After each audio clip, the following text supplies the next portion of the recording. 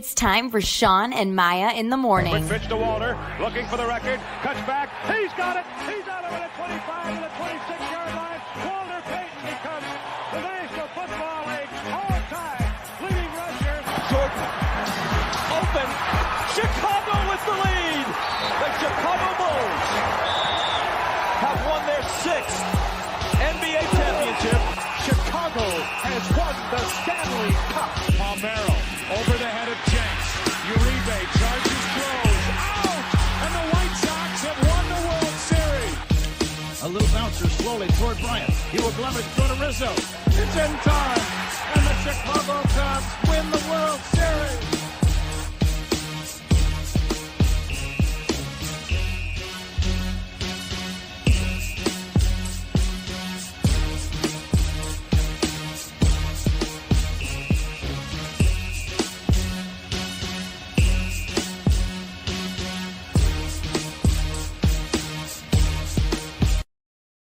What up, what up, what up? Welcome to Shawn and Maya in the morning on this Hump Day edition. I'm your boy, the Superback, Shawn Sierra. Thanks for tuning in. If you're watching us on Facebook Live, well, then I guess you found us on Facebook. And if you're not following us on Facebook, what are you doing? All right, go to Facebook, type in Sports Zone Chicago, click the like button, and now you're following Sports Zone Chicago. Now, while you're on Facebook, since you're there for a goof, why not? Why don't you do this? Why don't you go to Shawn and Maya in the morning's Facebook page as well? You do that. Okay, do that. And guess what?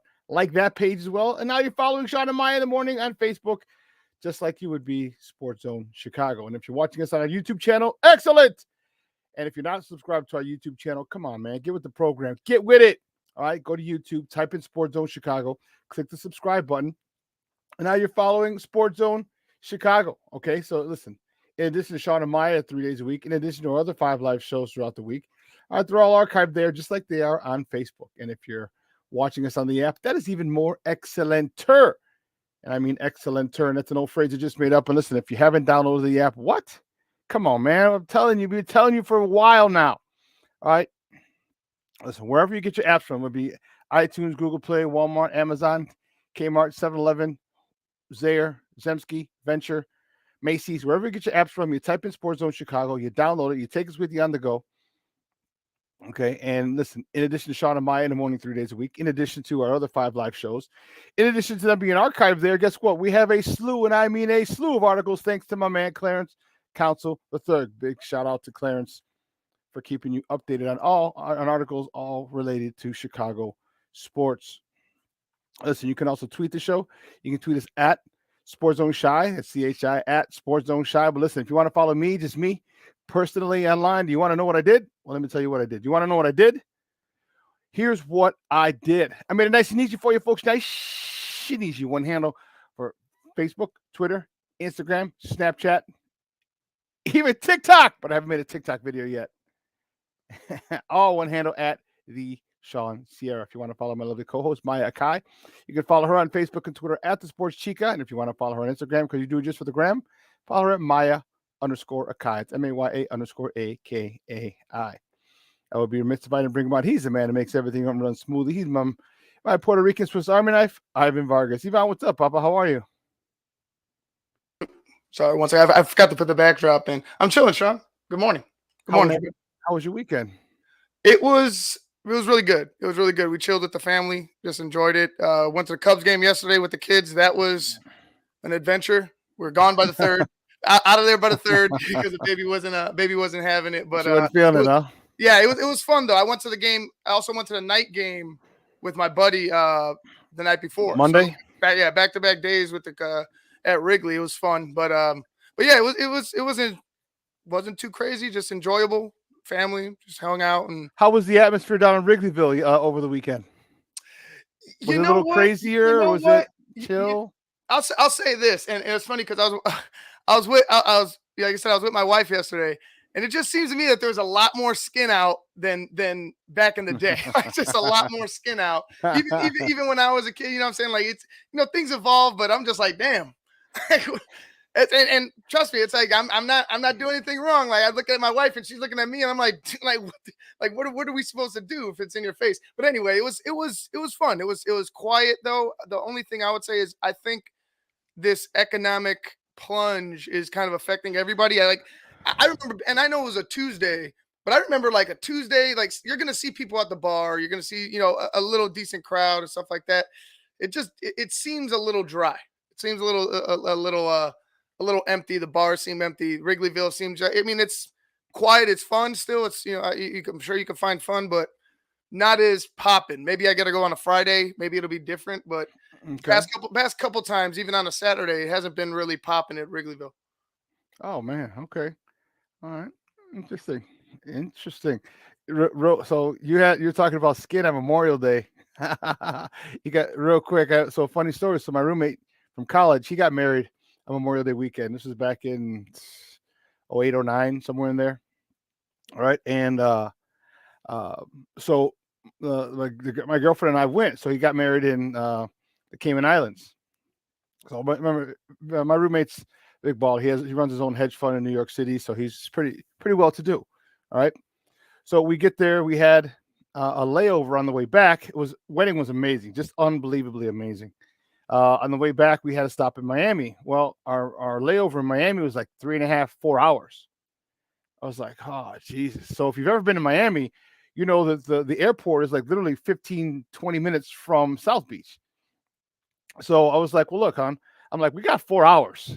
I'm not staying in the airport for 4 hours. Let's just go to South Beach, grab something to eat, take a cab back. We'll be back, this is 09. So it wasn't as crazy as it is. Like, okay, cool. So we go down and we're sitting on Ocean Drive. We found this little cafe we're eating. And I didn't get the memo that Miami, South Beach is like a rap video on Memorial Day weekend.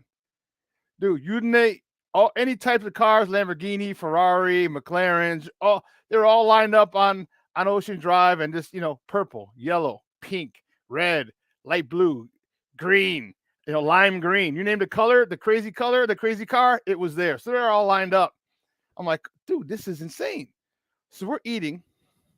I want to say it's like the News Cafe, but I haven't been to Miami in a while. But if any of you guys know, there's like a cafe that's like they serve like in the papers, like newspaper or whatever. Anyway, walking down Ocean Drive, there's this young lady, walking with nothing but a fishnet on.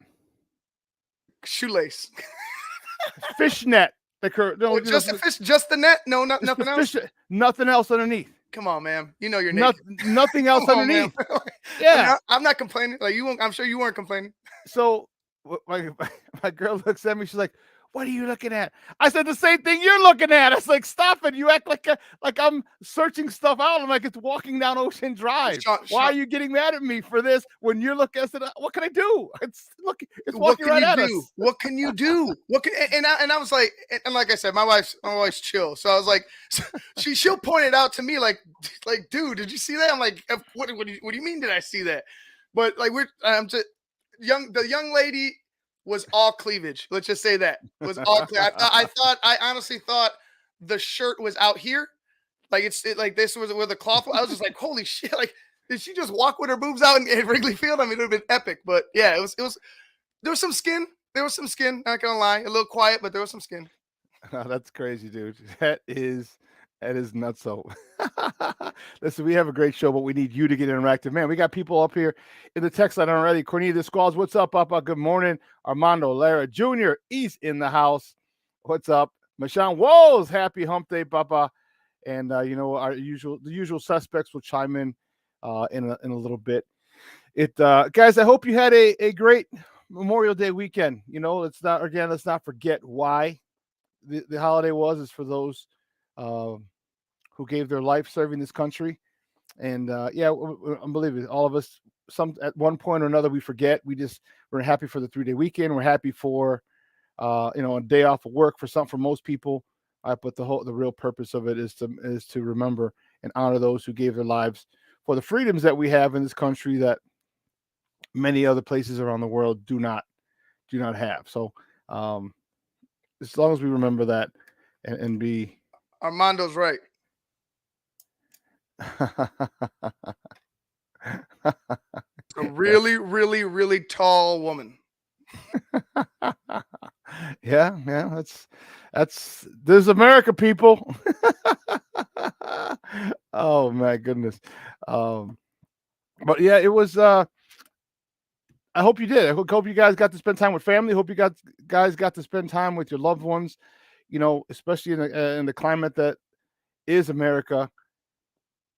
You don't know. You just don't know. So anytime you get to spend time with family, at least the ones you're still talking to, you take advantage of it, enjoy it, because trust me, those of you guys with kids, it comes fast, it goes fast. They're not kids for long. Next thing you know, they're doing their own thing with their family, or they want to be with their friends as they get older. So enjoy the moments. It's about family. Everything's about family, and family over everything. Like I said, the ones you still talk to, because there's some that I just don't. And I think we all have situations like that in our own families. So, yeah, I had a good weekend. It was fun. White Sox, little frustrated with them. Well, no, not little, very frustrated with them still. They're they're a very disappointing team. The Cubs are exciting. They're exciting. I know they might not be record wise, it might not be a great record, but they're exciting. And that's the cool thing about it. More Bears talk we got going today, which is good. OTAs, they're in the final week of OTAs this week, before they have mini camp, and then they break for the summer. There's going to be about a 4 or 6 week break before we get to training camp. And man, oh man, oh man, is that going to be awesome. And trust me, I wish we could just report on the Bears the whole time, because what my White Sox are doing, man, it is frustrating. Frustrating. And I know we split over the weekend with the Cubs. We won 3 out of 4, but it is, where do you put the blame? Where do you put the blame? Everyone wants to say, oh, Tony La Russa is this, Tony La Russa is that, Tony La Russa is this. Okay, great. Is Tony La Russa hitting with 2 men on and 2 men out? Is Tony La Russa tossing up gopher balls? Is Tony La Russa having bad base running mishaps like Danny Mendick? Is Tony La Russa missing the cutoff man? Is Tony La Russa airmailing the ball on a ground ball to short to the first baseman? No. I understand you. You want to talk about some of his moves? Sure. Okay, not a problem. But what about the stuff that these guys should know? What about the stuff that guys in Little League know already, but these guys aren't playing to the fundamentals? There's got to be some accountability. And you could talk about injuries all you want. I get it. But does that mean you don't call off an outfielder doesn't call off an infielder on a shallow shot to the left or right and has a collision or nearly avoids a collision? Is that all these things? Everyone wants to blame Tony La Russa, but these are things that need to go on that the players need to handle. These are things that there's the players. All right, my guy Yoel Moncada, I don't even know if I want him playing when he comes back. I love me some Yo-Yo, man. I love me Yo-Yo, but he's not producing. All right, he's not producing. So whatever's going on in his head, he's got to get that cleared out. And I would assume the Sox have a sports psychologist, a shrink on staff that speaks Spanish. But someone like Yo-Yo, yesterday, Tony La Russa, when they talk to him, and here's the part about it that bothers me. I forgot what inning was it. Let me double check. When there was a double, runners on first and third, 1 out. Okay. I don't know if it was the 5th or the 6th inning. Okay. Fly ball to left. No way the left fielder has a chance to set up, throw to home. Okay. So he gets it and fires it to second. Well, the run from third scores, which makes it 6-5, which would have made it 6-6. So that would be the 6th inning. And Danny Mendick tries to go from first to second, tagging up. Well, Reese McGuire, who's on third, is trotting home because he knows he's going to score. The guy doesn't have footing. He's not ready. The catch wasn't able for him. It wasn't a play where he was able to make a throw to home. So he knows he's going to score. Tie the game, 6-6. Well, Danny Mendick decides to go. The guy throws it to second, tags Danny Mendick out just before Reese McGuire steps in home plate. And they have a great camera angle from behind. Boom, you see him get tagged out, and Reese McGuire sees it like, oh, as he sees the throw, now he picks up, but at this point it's too late. And Danny Mendick, who should not have run, who should have, even if you're going to run and be aggressive, I'm okay with it. I'm okay. But you have the play in front of you. You have, and here's the play I'm talking about. Right here. Here, he doesn't go home. He goes to second.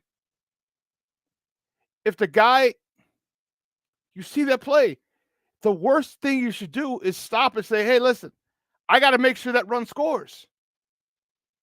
So if you stop and you get caught in a rundown, so you see it, and you get caught in a rundown. That was a phenomenal throw. It was a great throw. It was just like a dime. You're saying everything correct. Like everything you're saying is the truth. But Jesus, that throw was just perfect. On that, and I understand you may want to get the lead run to second base, but you have to tie the game first. And Danny Mendick, who had a good day yesterday, offensively, he had a good day. Danny Mendick, I'll tell you what, he did well yesterday. He had 2 for 4 with a double. All right, his third, and he had 2 ribbies. But if you see that and you're not sure, you got to stop. I'd rather you get caught in a rundown, tagged out, and the inning's over after you let that run score. After. You know he's scoring. You know he is. And the thing that gets me is he goes and apologizes to Tony, and Tony says, not that it was a good move. He goes, I like the aggressiveness. He goes, but you had the play in front of you, and you should have stopped. When do we start chewing players out? When do we start coming down a little bit, a little tough love, saying, hey, you can't be that dumb. You understand there's 1 out. The guy caught it. That's 2 outs. When do you start putting a foot in players' asses for bonehead mistakes? Okay, when do we start doing that?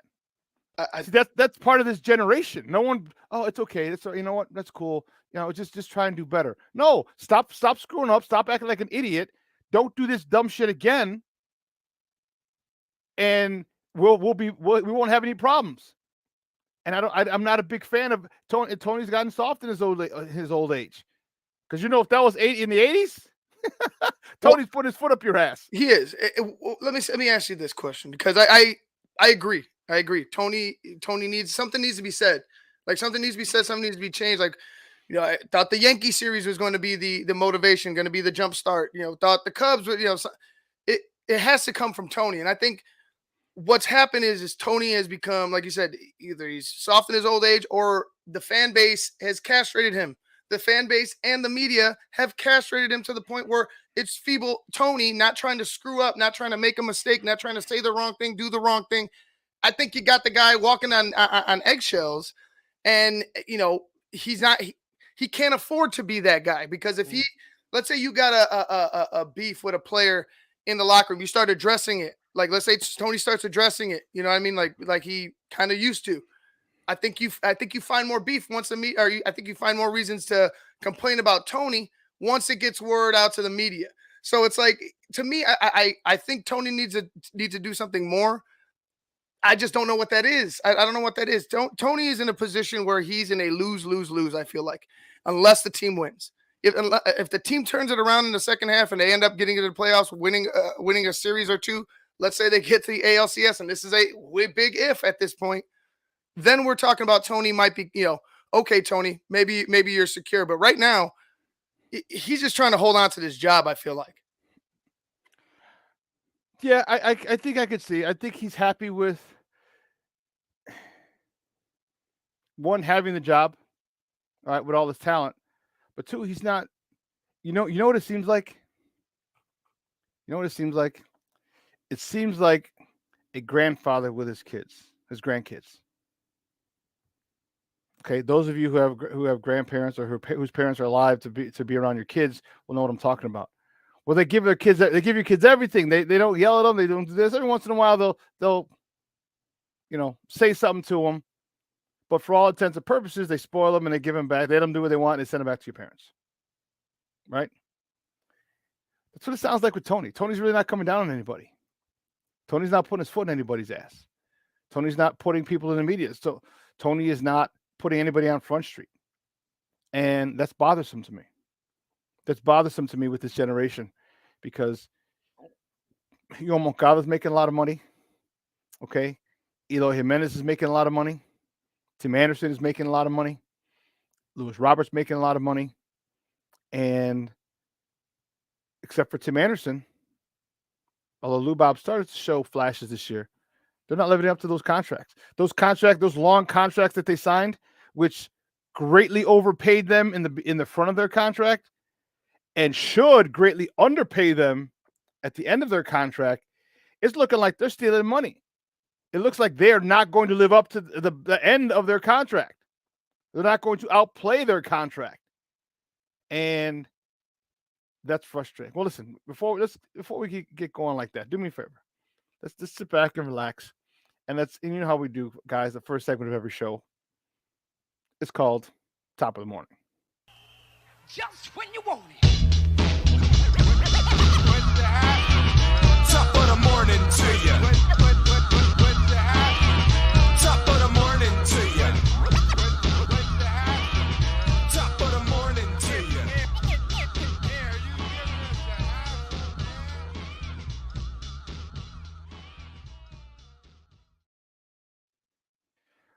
With that, guys, baby, he is back, baby. Our man is back, guys. He's a guy.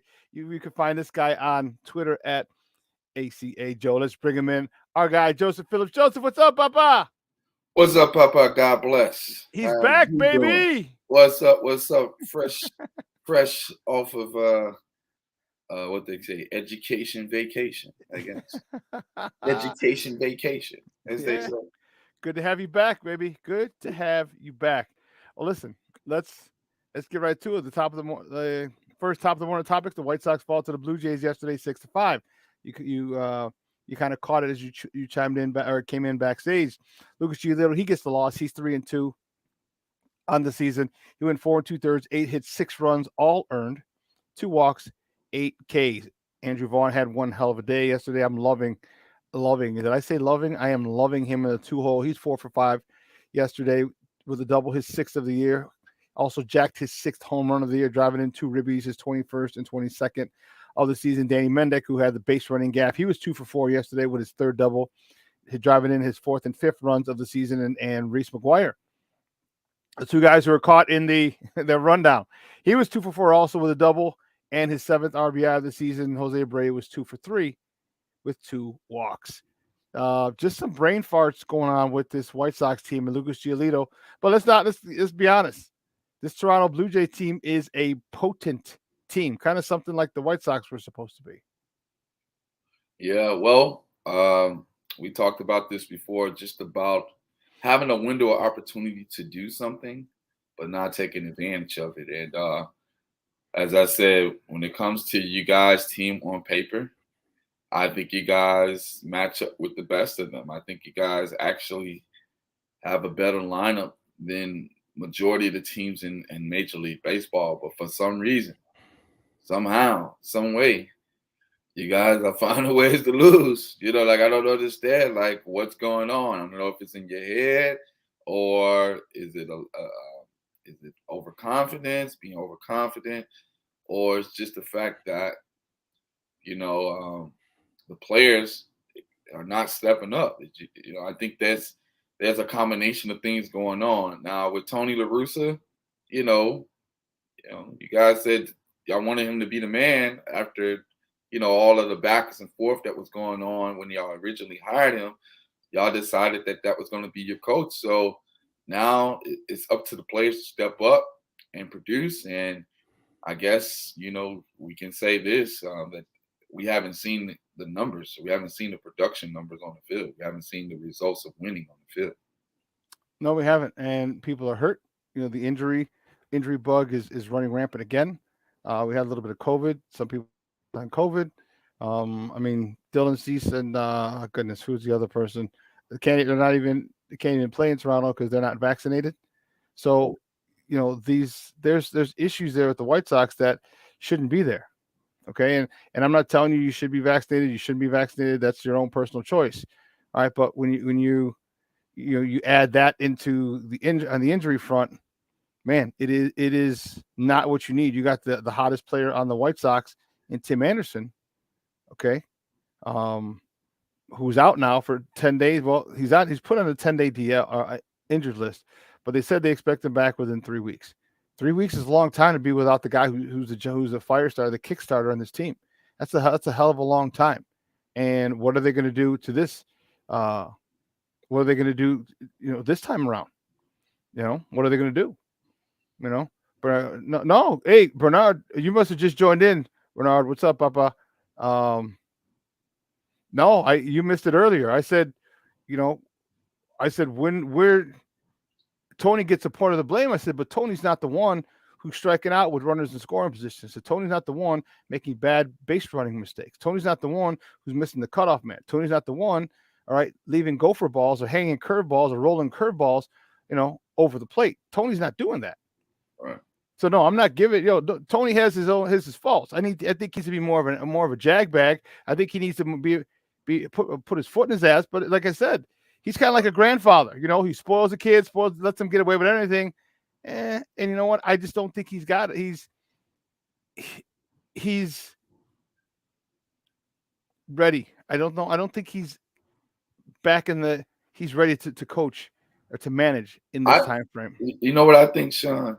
What do you think? I'm just gonna be straight, raw, honest with you. These guys, Tim Anderson and them, are very cocky. Okay, he telling guys to shut the blank up, and you call me this, you call me that. It's just like they're spoiled. Like they are. They like spoiled kids. That somebody just wrote that. Actually, I was actually going down that road, but it's almost like having a privileged child. Yeah. Yeah. Your daddy, I'm going to say this clearly, your daddy did the work. That's how Tony La Russa is. Your daddy did the work, not you. Okay? He's already got World Series rings. What have you done? It's almost like a spoiled little politician. Your daddy didn't made all these backdoor deals, and I'm not honoring politicians, nothing like that. Let me use a better example. Your daddy's a hard worker, okay? He done laid the ground for you generationally. All you got to do is just show up and do your job. But no, you want to be a little punk. You want to cock your head to the left and to the right with your ears pierced, cuss people out, create false racism accusations, create all this unnecessary drama off the field, which has nothing to do with baseball. Okay? You're doing too much talking. And you think other teams aren't hearing that?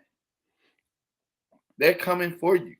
So now you got to walk the walk, you got to talk the talk, and walk the walk. That's what they have to do, Shawn. It's no excuse. These guys are cocky, little arrogant jokers. And I didn't think that in the beginning because I was just like, oh, they young, they kind of. But once they start opening their mouths, you're picking fights with people for no reason. You're causing this unnecessary chaos. Some of you guys are already busted for scandal, for greasing the ball. You're cussing out Isaac Ian. You're telling him to shut the blank up. Then somebody just tell him to shut up too. Bottom line is that it's out of order. And if Ozzy ever wanted to come back and coach the team, I don't even think he would do it because it's like today's generation. They have no respect for authority. It's just real simple. Yeah, and this is why I've said that Ozzy needs to come back because Ozzy's the type of guy who is going to tell you, and you hear him in the pre and the post. They're not performing. When Ozzy's there's certain things, and Ozzy's he's a generation younger than Tony La Russa, so he still has the feel of the game. He still has a pulse on the game, And it's just I've said this multiple times, and I'll continue to say it until I'm proven I see otherwise. This team is reading the press clippings, man. They are They are so happy winning Silver Slugger awards, Golden Glove awards, MVP awards, batting average champion, all these things. They don't have the eye of the tiger, right? They are so worried. Everybody's picked them to win the AL Central. A lot of people have picked them to come out of the American League to get to the World Series. Some people have picked them to win the World Series, and they're reading their press clippings. They don't have, and I've said this and I'll continue to say it, they don't have the eye of the tiger, Joseph. They are not the hunters. Okay, they are the hunted. They feel like they're the hunted, but you're not the hunted. You haven't done anything. You have not accomplished anything of substance. Two consecutive playoff appearances, or the Braves or the Dodgers, if they get happy with 2 consecutive playoff appearances. No, they don't. Okay, they're talking about world titles, and their mindset right now is not where it needs to be. You need to say, hey, listen, if we don't get to the ALCS, then it's a bad season. They don't have that mindset yet, and trust me, the way that they're going, they don't even have a chance to get to the ALCS. And look at the Twins, Shawn. Like they took an opportunity. Like they didn't even supposed to be in first place right now. They're only in first place because you guys aren't performing according to the potential that you guys have. And then also when it comes to this team, for some reason, like I don't know what it is, but they just don't. I guess they don't respect the guys that came before them. Like you go back to that 2005 White Sox team, right? What was so beautiful about that team, other than them cheating? These guys they had chemistry, they had camaraderie, they had a tough guy in AJ Brzezinski. So who would you say, Shawn, is the leader of this team? Who would you say is the face of this team? And I'm not talking about someone who's quiet and pretty much lead by example, because I don't think Jose Abreu likes the limelight. I don't think he likes that type of stuff because his English barrier. But I think that there are some guys that want to be the man, but they aren't the man. So before we answer that question, you're not just gonna get away with that backhanded compliment to the White Sox. We did not cheat. All right, we did not cheat. 11-1 in the postseason. I'm talking about that Boston series. That Boston series, the AJ Brzezinski dropped that ball, and they talk about he wasn't out. He wasn't out.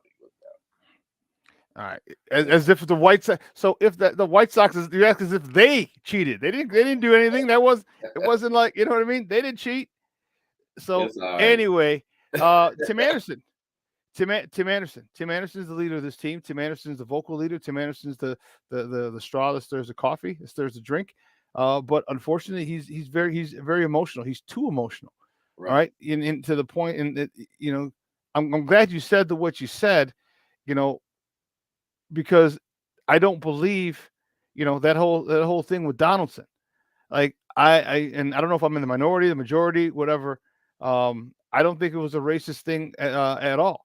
I think he was talking shit. I think he was making fun of him for calling himself the new Jackie Robinson. Right. But the thing is, like, when you open yourself up to that, I'm the new this, I'm the new that. Right. Well, what do you want people to say? Right. And I said this, and like, well, what would happen if the next boxer said, I'm the next Mike Tyson? Right. And then somebody knocks him out. Oh, she's back, baby. Hey, what's up, man? What's up, JoJo Dan? Everybody's back. JoJo. Get down, little mama. Get down, little mama. I was able to carve out a niche of time to come on quick.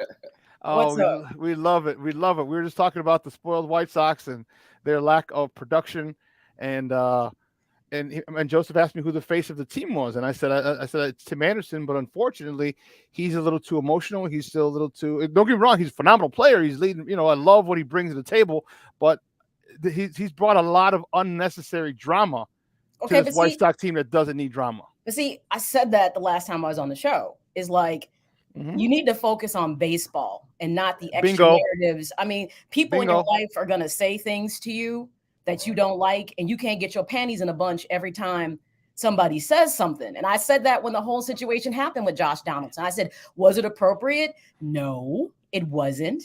I said, but at the same time, I don't feel that the response from a grown-ass man was necessary. That's just how I felt. It's your brand. So you got to be, cognizant of how you react to things when stuff happens. Right. And that also falls on his PR people too. Like they should have pulled him to the side, like, because Josh Donaldson actually gave a perfect explanation, and he wasn't lying. They asked Josh Donaldson face to face, what was the situation with Tim Anderson? And it started last year. Okay. And actually it started off as a joke. They were both in 2019. Yeah. They were a few years ago. They were joking with each other. And then here he goes, virtue signaling, doing this quote unquote social justice mess. Bottom line is this. This is what takes away the credibility of a lot of times when it comes to civil rights movements and stuff. It's almost like somebody who's a race baiter or somebody, a race pimp. I don't want to say no name. But at the end of the day, when it's not a racial issue and you creating all of this drama, It's almost like artificial crisis creation. You're creating a problem to bring a solution to the problem. That's a good point.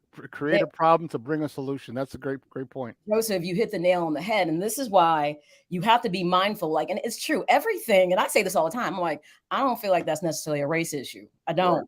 But then people like to insert that into the conversation when it's not really appropriate to benefit whatever their action is. So I've always said there's plenty of things that are not race issues, but people make it into it, which then to me muddies the water for having real conversations when real things happen because everybody's playing the race card.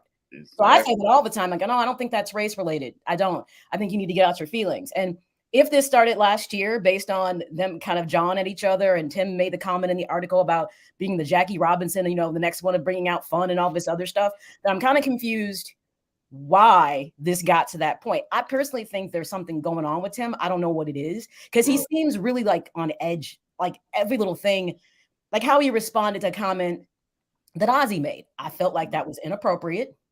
Again, you are not thinking about your brand. Because I don't personally think from when Ozzy made the comment about why Tim didn't start in that doubleheader, I don't think he was talking about Tim. I think personally he was taking a stab at La Russa is what I thought. Exactly what it was. I didn't think, because Tim doesn't decide if he's in the game or not. Right. So unless he's hurt or something. So I kind of felt like Ozzy was kind of taking his little poke at La Russa, but then Tim came back and made it about him. Somebody needs to sit him down and talk so about narcissistic. Like, you need to get a visit. Like, you're being way too Peter Cop off, and you need to knock it off. Right. But my thing is this: I think if people don't say it, he's gonna think it's okay. And me, I'm team. I love Tim Anderson, I do. But buddy, this is about your brand. You don't want to become the troublemaker. You don't want to become that toxic element in the clubhouse because every time you get in your feelings, you're gonna say something. And you walking on the field like this. Yo, what up? Yo, like, what's up with that? Like, come on, man. We gotta tame it just a little bit. I know you from the South. I understand that. This is the North. There's a difference between covert racism and overt racism. Yes, there is. In this situation, this wasn't a covert or overt. This is just guys saying, look, this ain't about color, man. What you said was funny. Okay. You're not Jackie Robinson. All right. You will never go through what Jackie Robinson went through. So first of all, kill that noise. Okay.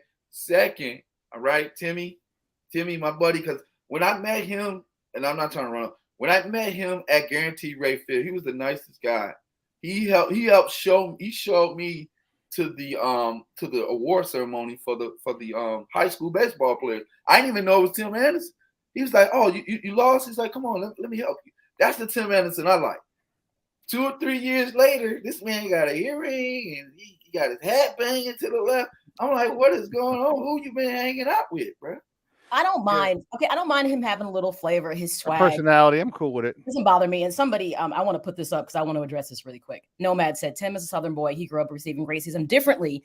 I lived down there for 10 years. I'm going to tell you something. I totally get this, but this is where I'm going to pump the brakes on this. If my mother's family, who came from the deep South, in the midst of coming out of segregation, racism, living through Klan stuff out of Mississippi, if she can raise her kids to not be racist, and to matter of fact, you must lead with your best foot forward. because people are always going to expect the worst of you. I expect more of Tim Anderson because I get it. But at the same time, we have to rise above. There's that expectation that when you're a person of color, you got to work 10 times harder than your white peers. Hispanics are the same way. Have to work 10 times harder than your white male. Actually, I'm gonna be real clear, your white male counterparts. That's really what it comes down to. So there's an expectation that we have to do things differently. And he needs to learn, this is your brand. Do things differently. It's your reputation. You don't want to become toxic. You don't. Well, he's going down that path, unfortunately. I know we got to take a break, but he's going down that path when you have issues. And with Josh Allison, I get it. You don't like him. Okay, that's cool. That's fine. You're not going to like everybody. All right. But then you have the issue of pushing the ump. All right. You're bumping the ump, which got you suspended the first couple games of the season. And then you have the situation with Ozzy. Now you're telling him to STFU, shut the F up. You're like, wait a minute. This guy is a legend. This guy he works for your company. He works for the guys who sign your paychecks. He's done what you have not done, and that's lead his team to a World Series title. So a little bit of respect to him. When you were right, Maya, he wasn't saying, Tim, you should play. Stop asking for a day off. He's right. He goes, why does Tony have different lineups? He goes, Tim's 27. He should be in there every day. It wasn't a shot. It was no way a shot at Tim. It was a shot at Tony, but Tim, being the narcissist that he is, like, oh, he put it on me. Look at me. That was wrong. And for him to go at it and tell Ozzy to STFU, like, come on, man. Now you're just listening to too much BS. You're listening to too much BS, and when you have a lack of when you can't control your emotions like that, okay, people will use those against you. Yes. Okay, whether it's in the game, I'm speaking from experience from games. How many times I got called the N-word playing football? How many times I got called all kinds of other stuff? And you can't just go off and start crying like, "Oh my God, he called me the N-word. He called me this." No, you know what? I'm gonna get you on the field. I will say this: if somebody has enough balls to drop the N-word, now we're dealing with a different situation. Right. Now you can say you've played a card that you shouldn't play because that's inappropriate language. And I'm not saying I would go after you. I'd be like, I'm gonna check you later. But seriously, when you start doing stuff like that, that's differently. But Joseph, you said something I agree with. You don't just use Jackie Robinson's name in vain, as far as I'm concerned, because of what he went through. This is why I get highly offended when people say things that like athletes are $1 million slaves. I'm like, that's an insult. Yeah. I said, because nobody made you play sports. You're getting paid millions of dollars to do something you love. No one stood you on a block. No one stripped you down naked and put you in front of people. Nobody beat you down. Don't you ever compare yourself to a slave. But that tells me you don't know enough about your history when you say things like that. So I'm like, you got to be mindful what kind of analogies you want to use. You can just say, I want to be the guy who brings fun back to playing. That's okay. Right. Like Jackie Robinson. Because here's the thing. You're not the only person who has swag. Remember how Tatis, they try to throw him under the bus because of his swag, and he's doing too much. You're not the only person having fun in the game. Right. Right. Yeah. So it's be willing to deal with the consequences of being a leader. Like he wants to get all the praise. Somebody like I know, like a LeBron. He wants to get all the praise. He wants them all on the stage dancing. It took long enough for you to bring his name in there. Holy cow! All this stuff. Separation. He don't want no problems. Okay, he don't want to hear from nobody. He's telling people to shut the blank up, get the blank out of his face. I'm like, bro. First of all, man, I ain't never heard a White Sox player other than Isaac say that. Isaac's the only one get away with that. Maybe he need a visit from Big Frank and his eugenics product. Yeah, honestly, Ozzy could only get away with it in Chicago because you saw it didn't work out too well in Miami. Right. He said something that people he tried to explain what he meant and people took it. Oh, no. So, I mean, there's even limitations to people who like to be outspoken and speak their minds. You know what I mean? So Tim he's young and he's having fun, but understand this, you also have a brand you have to manage. And this can mess with your money if you become toxic and nobody wants to be bothered with you. You don't want to be labeled that guy. You don't. No more Howard Enkin commercials. Exactly. I was just thinking that. I was just thinking that, bro. You can't keep doing these cue cards. I know it keeps bios. They might switch it, but no, they're still airing those commercials, So yeah. Howard Enkin is ranking in the Bucks too. He's getting all the big time. Well, listen, let's take a quick break. And on the other side, we'll have more top of the morning topics. So don't go anywhere, folks. Keep it locked right here. Shawn and Maya in the morning on Sports Zone Chicago.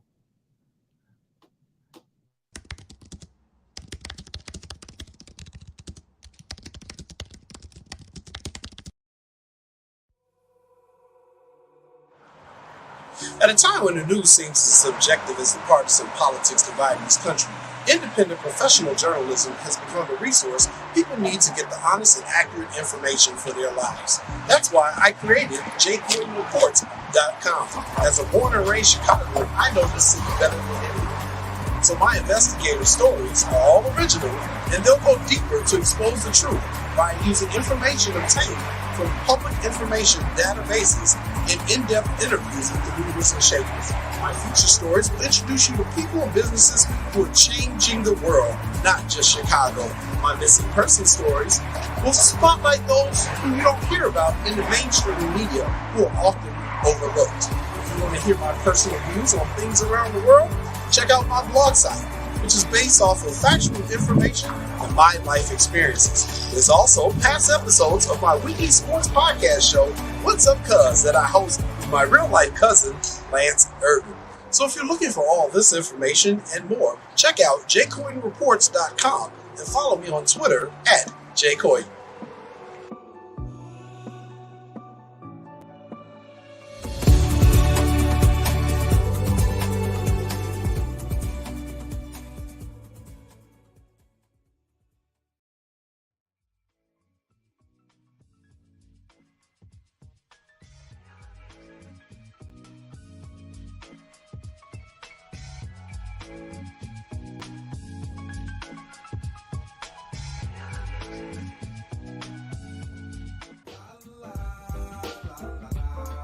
It's a romance sport.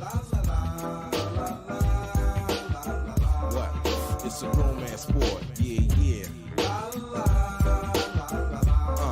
It's a romance sport. Yeah, it's a romance sport like that. This one going out.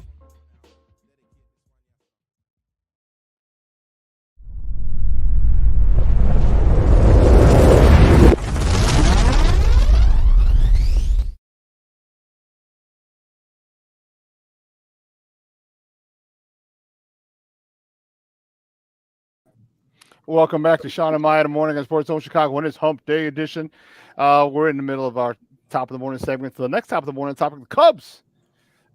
Well, man, yesterday was a tough one. The Cubs had a Wrigley Field. Ivan was at the game Monday and Tuesday, and the Cubs were not successful. Let me tell you, the Cubs beat the Brewers yesterday, 8-7. Team, this is going to get a little weird for me. You know, the way Wrigley Field is, the way the Cubs are. But let me give you the stats. Justin Steele, he was 5 innings, 3 hits, 3 earned runs, 4 walks, 6 Ks. Wilson Contreras, he was 2 for 4 with his 9th double of the year, his 8th homer of the year, driving in 2 runs, his 17th and 18th of the year. Patrick Wisdom, he was 2 for 4 with his 11th homer and his 24th RBI. And Frank the Tank Schwindel, he was 1 for 5 with his 9th double and his 24th RBI of the season. Nice day for a game up at Wrigley. It was a hot one yesterday, and the Cubs still, you know, I keep saying they're exciting. You know, they're not the win-loss record is not where great teams are, but I'll tell you what, they're exciting. If they can continue to keep playing exciting, fundamentally sound baseball, they're going to win a lot more games than they probably should. And here they're able to take on there and beat the Milwaukee Brewers, whose uniforms I actually kind of liked yesterday. Well, Maya, you want to take this? Or you? No, go ahead. Okay. No, I was just saying that, you know, I'm looking at this season like it's like whoever's the best players from this season, we'll call them back for next season because I know Jed is looking to spend next season. Okay. So I don't know who that big price free agent might be or who we might get in the trade. One of the guys I would like to go out and get is the guy from the Washington Nationals, Soto. I would love to have him here in Chicago and make him like the face of the franchise, or Juan Soto. You know, I would love to have him. But I know this year guys are playing for roster positions for next year. Now, if we just so happen to get wins out of that, that's great. But right now, I'm not putting a lot of stock into this season. I know Jed says we're not rebuilding. You don't want to call it a rebuild, but it is what it is. It's a rebuild. You know, we blew up the team Now we're trying to bring up our young guys. Let's see what these young guys can do. I like Morrell. I like Frank the Tank when he's hot. I like Patrick Wisdom. So, and then I like Keegan Thompson too. I like his pitching ability. So these are names that, for next year's roster, I definitely keep these guys around and just try to put some veteran talent. Got to pay the big bucks to go get it, and add some pitchers, add some sluggers, and I think we can compete again next year. No, Joseph, I agree with you. I mean, regardless they want to call it a rebuild or not, you can't help but say that it is, because your core players are pretty much gone. So whether it's it's a rebuild or a reboot, I mean, Contreras is like the only thing really left, and all these other pieces are relatively new that maybe have been plugged in for a season or two when you did have your core players there. So yes, they're playing high above expectations. Good for them. All these players are playing for jobs. Like, next year, can I be with this organization, you're right, that is going to spend money? So, hey, I'm more impressed with what they're doing on the north side right now than what they're doing on the south side. I'm gonna flat out say that. I've seen some good games. You like when you see them get up. Like, the Cubs played great against the White Sox. They showed up against the Brewers yesterday. That's the kind of stuff you want to see. So by all means, if you're a Cub fan, don't be disappointed. Stay in the moment and just enjoy the season for what it is. And you have a lot of great young talent, because the next top of the morning topic is the young guy, Christopher. How does he want to be called? Morrell. Yeah. How does he want to be called? Christopher. You know what? He had a phenomenal game. He extended his career best, leading off of a career to 14 games getting on base, and you see that like, this kid is exciting. This kid is youthful. He's energetic. He gives you a reason when he's up. He's one of those guys now. When he's up, you have to stop what you're doing, because his enthusiasm for the game is infectious. I remember you saw that home run. He talked to Wilson Contreras. He said he's going to hit a home run and he did at first game. Phenomenal. So he extended his hitting streak to 11 games, and his streak for reaching base safely to begin a career was his major league career was extended to 14 games. That's some stuff right there. And don't get me wrong, people are going to get a book on him, and they're going to start, get tape on him and understand how to deal with him. But his infectious personality and youthful exuberance is what I'm liking. He's injecting a lot of youth into this franchise, and Cub fans have a lot to kind of look forward to with this guy being one of the pieces moving forward. Yeah, when I think of Christopher or Chris Morrell, I think of one word, and that's adrenaline. Like he's always pumped. He's always fired up. And I think that's been missing for the past, since Dexter Fowler. I'm just going to put it like this, because reason why I'm saying that, nothing against my buddy Jason Hayward, but he did give the greatest speech of the century. But Christopher Morrell will possibly be his replacement. Okay. I know right now he's out, but I think when he comes back, it's going to be a whole different ballgame. I think the Cubs are going in a different direction.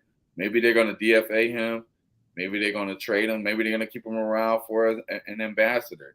Bottom line is that, timeout. It's time out for collecting the check on our team and not producing. Okay. We've seen that enough with our football team. We've seen that enough with our basketball team. And we don't want to see it with our baseball teams. Okay. It's real simple. I agree. And let's be honest, Jay, his time was up a long time ago, but it was the dollars that were keeping him present, unfortunately. Oh, yeah. So, you're right. With Morrell, it looks like he could be the heir apparent, so to speak.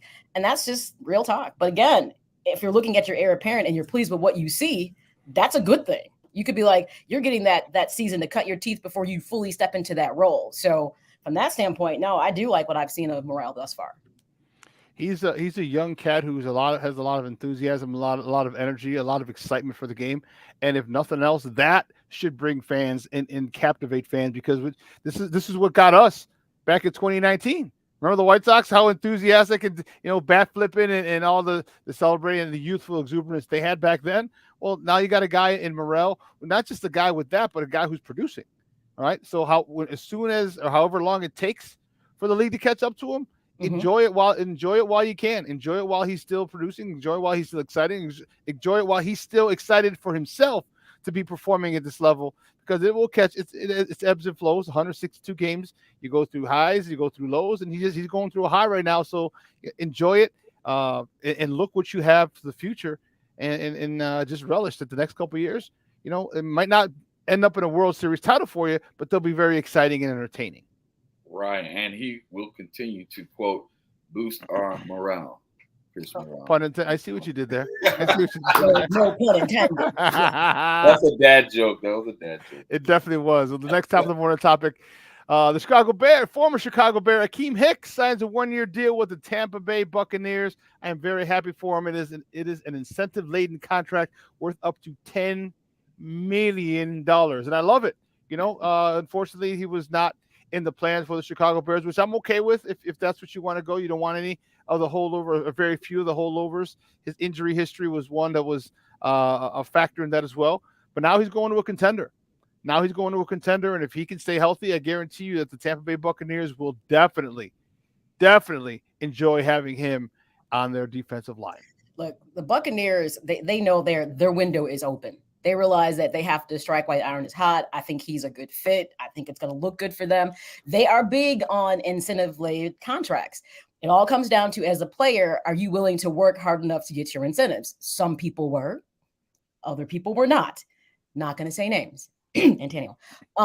But they like to do that. And here's the thing. They didn't overcommit. But to me, for them, that's a boost that's going to help them considerably. I mean, he will be missing Chicago. I mean, at the end, things just didn't work out the way that it should. But I like the fact that he landed on a team that's a contender and that can potentially give him a Super Bowl ring as he gets deeper into his career, where he's not going to be playing at the same level anymore. So I'm like, kudos for Tampa Bay, and I wish him well. Well, we're in the midst of Akeem the Dream Hicks. He was definitely a force to be reckoned with. I still think we haven't found this replacement yet, because I was just like, well, if the guy felt the physical, then you need to go ahead and just sign him back. But I guess the Bears just decided, hey, we want to go the opposite direction of the last regime. So hopefully this may be a sign that they are going to sign. What's the guy from Cincinnati who felt his physical name? Larry Ogunjobi. Hopefully we can revisit that after he gets healthy and bring him back, because we're going to need someone to plug that middle. If we do, I'm good. If we get him at a much cheaper rate or cost, wow, that would be a coup. That would be, because now you got to, if you didn't get a guy who's motivated before, now you definitely got a guy who's motivated, because now he looked at exactly what he was going to get initially to what they would sign him to now. Yeah, that's enough to get you a little fired up and say, okay, I want to earn this guy. Because if you notice what the Bears are doing, which is something that I really like, they're getting guys who haven't had that big contract yet. Right. They're getting guys who are looking for that big deal. They're getting guys who have that eye of the tiger. And I know I date myself when I say that. They're hungry. They're hungry. They are literally hungry. They're looking for that one that will change the rest of their life. That that 16 million guaranteed, whatever the whole contract is, but that 16 million guaranteed, that changes your life. So you get guys hungry who want that. You're gonna get guys who are playing hard. And if it takes Larry Ogunjobi an extra year or two to get that contract while he's playing with us, so be it. Yeah. I like the mentality. You're looking for the guy who hasn't had the big deal, and I'm hoping it's a guy who wants to be the big deal. Because the Bears, to the point, there needs to be a big deal on both sides, like legitimately. People who are hungry, they have something to play for. Because it always feels like once you no longer have anything to play for, that's when we often see mediocrity or things just not panning out. We always say, man, this person played at this level, but now look at them now. It feels like every time someone gets the payday, level of commitment just drops off. It's just not the same. Yeah, hopefully they don't happen to Zach LaVine. That's a Just a small. Yeah. Okay. Well, with that, speaking of Joseph, since you opened Pandora's box, give me your thoughts. Maya and I have talked about this, and it's good having you back, man. We missed you with your crazy takes, and we love it. Give me your thoughts on Zach. Should the Chicago Bulls offer him the max? Not is he worth it? Not is he worth it? Because I think we're all in agreement here that he is not worth the max. But should they offer him the max? Well, this is how I'm going to say this, okay? I'm going to give you exactly what I said in the beginning. I believe Zach LaVine was on his way to being a potential superstar. But because of injuries, it derailed his path in addition to his availability, which led to DeMar DeRozan carrying the team. Now, where he made his biggest mistake was signing with Clutch Sports, because now they're going to do their best to leverage this thing as much as possible. So he will get his max deal. Okay? Yes. He will get it. Is he worth it? Prior to the injuries, yes. With the injuries, no. Okay? He's not. Because at the end of the day, all I said to Zach LaVine, if you don't want to be here, request a sign and trade. We'll get rid of you. We'll trade you for Bradley Beal. We'll trade you for Donovan Mitchell. Whoever we have to trade you for to get that equal return and we pay them long term, we'll do it. But if you want to be here, or we could trade him for, I don't know, if Damon Lillard.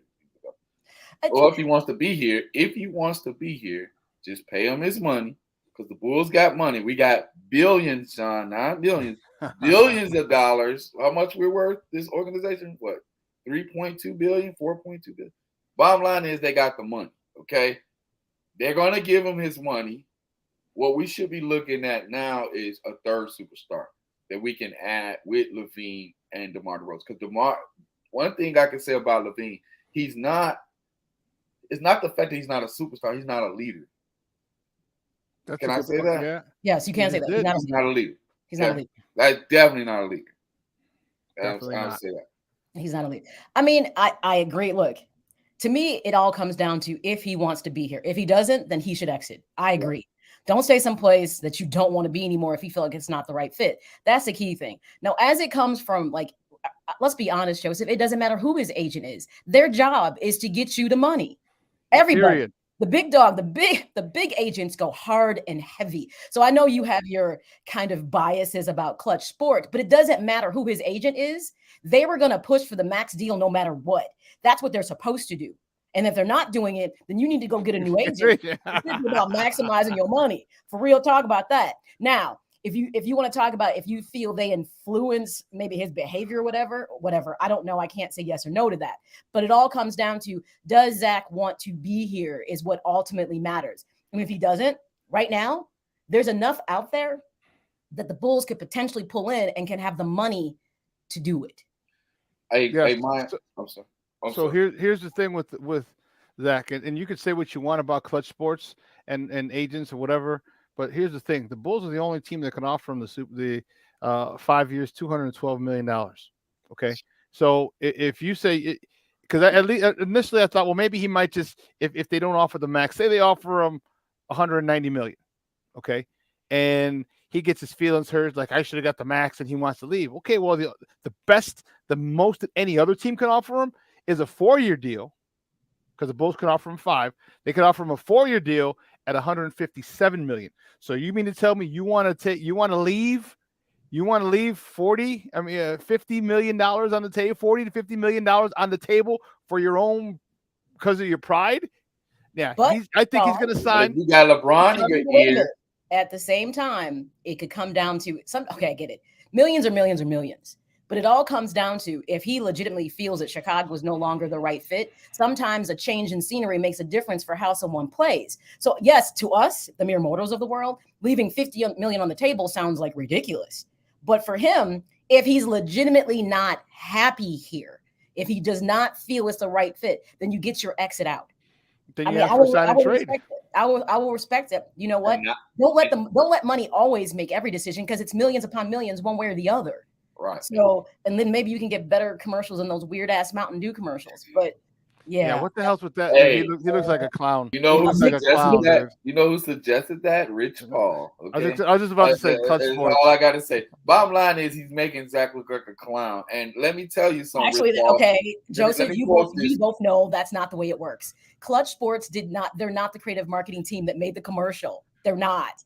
All they do is come to Clutch Sports and say, we like to put, Zach in it. And they can talk about, well, what do you think? Do you want to do this? I mean, if he didn't look at that and say, I look like a clown, I don't know what to tell you. Because I was like, oh, this is really silly looking. But Yeah, Okay. it is silly. But isn't LeBron with Mountain Dew? Like what I'm saying is that at the end of the day, okay, He's not doing them kind of commercials.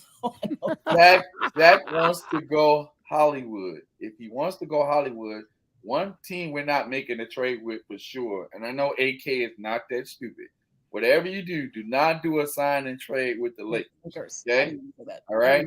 If you do a sign and trade with the Lakers, which the Lakers won't do, I want Anthony Davis back in return. I don't want because he's somebody who can't stay healthy. Yeah. I don't care if he is a Chicago kid. The guy can't stay healthy. We need people on the floor because we see how injuries were debilitating for us in the first place. So what we don't want is somebody who comes with a label, I'm frequently injured. So absolutely not. That's not what I want. No. I'm saying that I know this Lakers trade ain't going down. The Bulls have to be on some big time dope to make a trade for Zach LaVine and get back a Russell Westbrook or get back, you see what I mean? Some random white guy that we don't know. You see what I mean? We can't do that. That's what the old regime, Gar Pax and them used to do.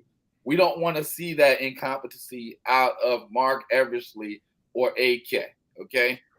Make a trade. If you're going to sign a trade, I'll be hollering at Utah. I'll be talking to Portland. And I'll be talking to the Washington Wizards about either Bradley Beal, Donovan Mitchell, or Dame Lillard. Would you be open to Rudy Gobert sign and trade? No. Shaq, just ask Shaq about Rudy Gobert. Okay, Rudy Gobert is what he is, a big Gobert. Okay. Yeah, but he's a defensive player of the year. He's a guy he's a rim protector. I've seen Gobert actually. Come on, y'all. Come on. Now, I'm like, sometimes you need to exit out of where you are. I've actually seen him play some solid games. He's a physical guy. What don't you like about Gobert, though? First of all, the center game has changed. Okay. Not for the best, by the way. What's that? Not for the best. You putting big men at the top of the key is not. That's not the end thing because these aren't Euro. Well, he is a Euro player technically. He's he's a French guy. What I'm saying is that we don't need guys eating wine and cheese in the locker room. Okay, we need. I'm confused. What's wrong with that? No, that's cool. Why on a date, but we don't need you starting the game with a candlelight dinner and wine and cheese. Okay. We need some toughness up here. We need some physical toughness. I agree. I don't want a guy who rubs his hands on the microphone. I like Gobert. I don't care what you're saying. I take him. I would. I mean that. Totally I would try to consider that as well. I would try. Somebody say he's a jump hook away from being a stud. Yeah. He's a lot of ways. Honestly, he's a solid player. I know you may have regardless to what his cultural influence is and how he is. The guy, he's intense. He plays defense. He would be an upgrade from Vooch like all day long. Seriously. The guy he comes to play. You know what? You can't even deny that. You can't deny that that's an upgrade. I'm sorry. Hey, that's Vooch had a bad season. Okay, I'll just count that as a bad season. But I'm gonna say this last thing about Gobert. If he does come to the Bulls, he's gonna have to get a little bit more tougher.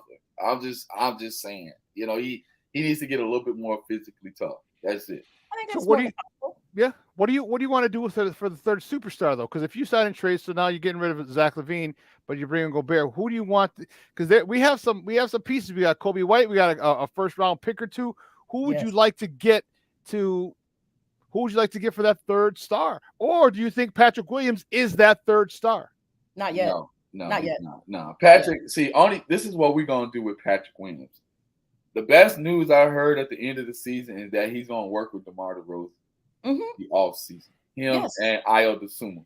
So if he does not improve after that, then his value is slowly depreciating because I'm tired of hearing people talk about his potential. Like, I know this is his third season he's going into, but remember I told you he's passive aggressive. He only explodes when he's given the opportunity to explode. And there's nothing wrong with being humble, but you can't be a fake humble guy. You're gonna be a dog, all in, or you're gonna be the quiet guy in the back of the classroom. Like they said, closed mouths don't get fed, and it's true. You don't. The quiet guy in the back of the classroom getting straight A's. Yeah. You may be getting straight A's, but you could be the quiet guy in the back of the classroom, shy and afraid to even ask people questions, and you taking that out. Bottom line but Kawhi Leonard is a guy who doesn't talk a lot. Steph Curry is a guy who doesn't talk a lot. So I mean, these guys. Steph Curry do talk a lot. Everybody doesn't. They ask for him. They ask for him. All around. He does all types of stuff. But everybody doesn't have to have this demonstrative personality all the time.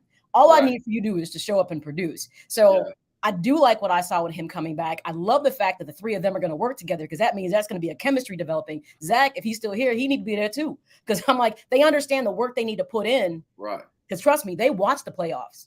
Right. They know what they're up against come. The East is no longer a joke. Nope. It's not a joke. So they know what they have to work on. I like that DeRozan is taking these young players under his wing. And trust me, he'll have the conversation about confidence and swag. He will help them understand that. There's no doubt about it. So, but Gobert, he works. But you're right. We could use somebody additional. We could use a Lillard, or we could use, Donovan Mitchell.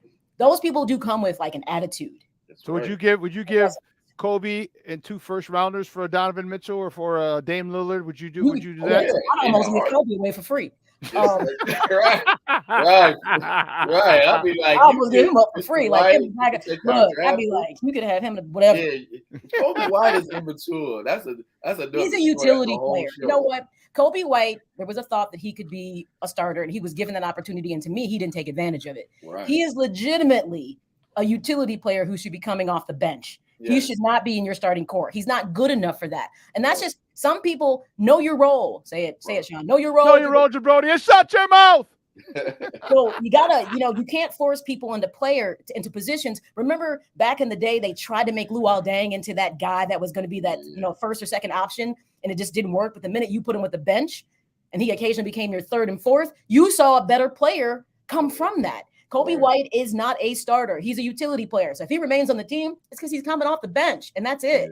Yeah, and he probably will thrive somewhere else because the spotlight is too big here in Chicago. I think sometimes we as Chicago fans or Bulls fans, our expectations are so high because we've seen greatness for so many years, 23, 24 years since the last time we saw greatness. But guess what?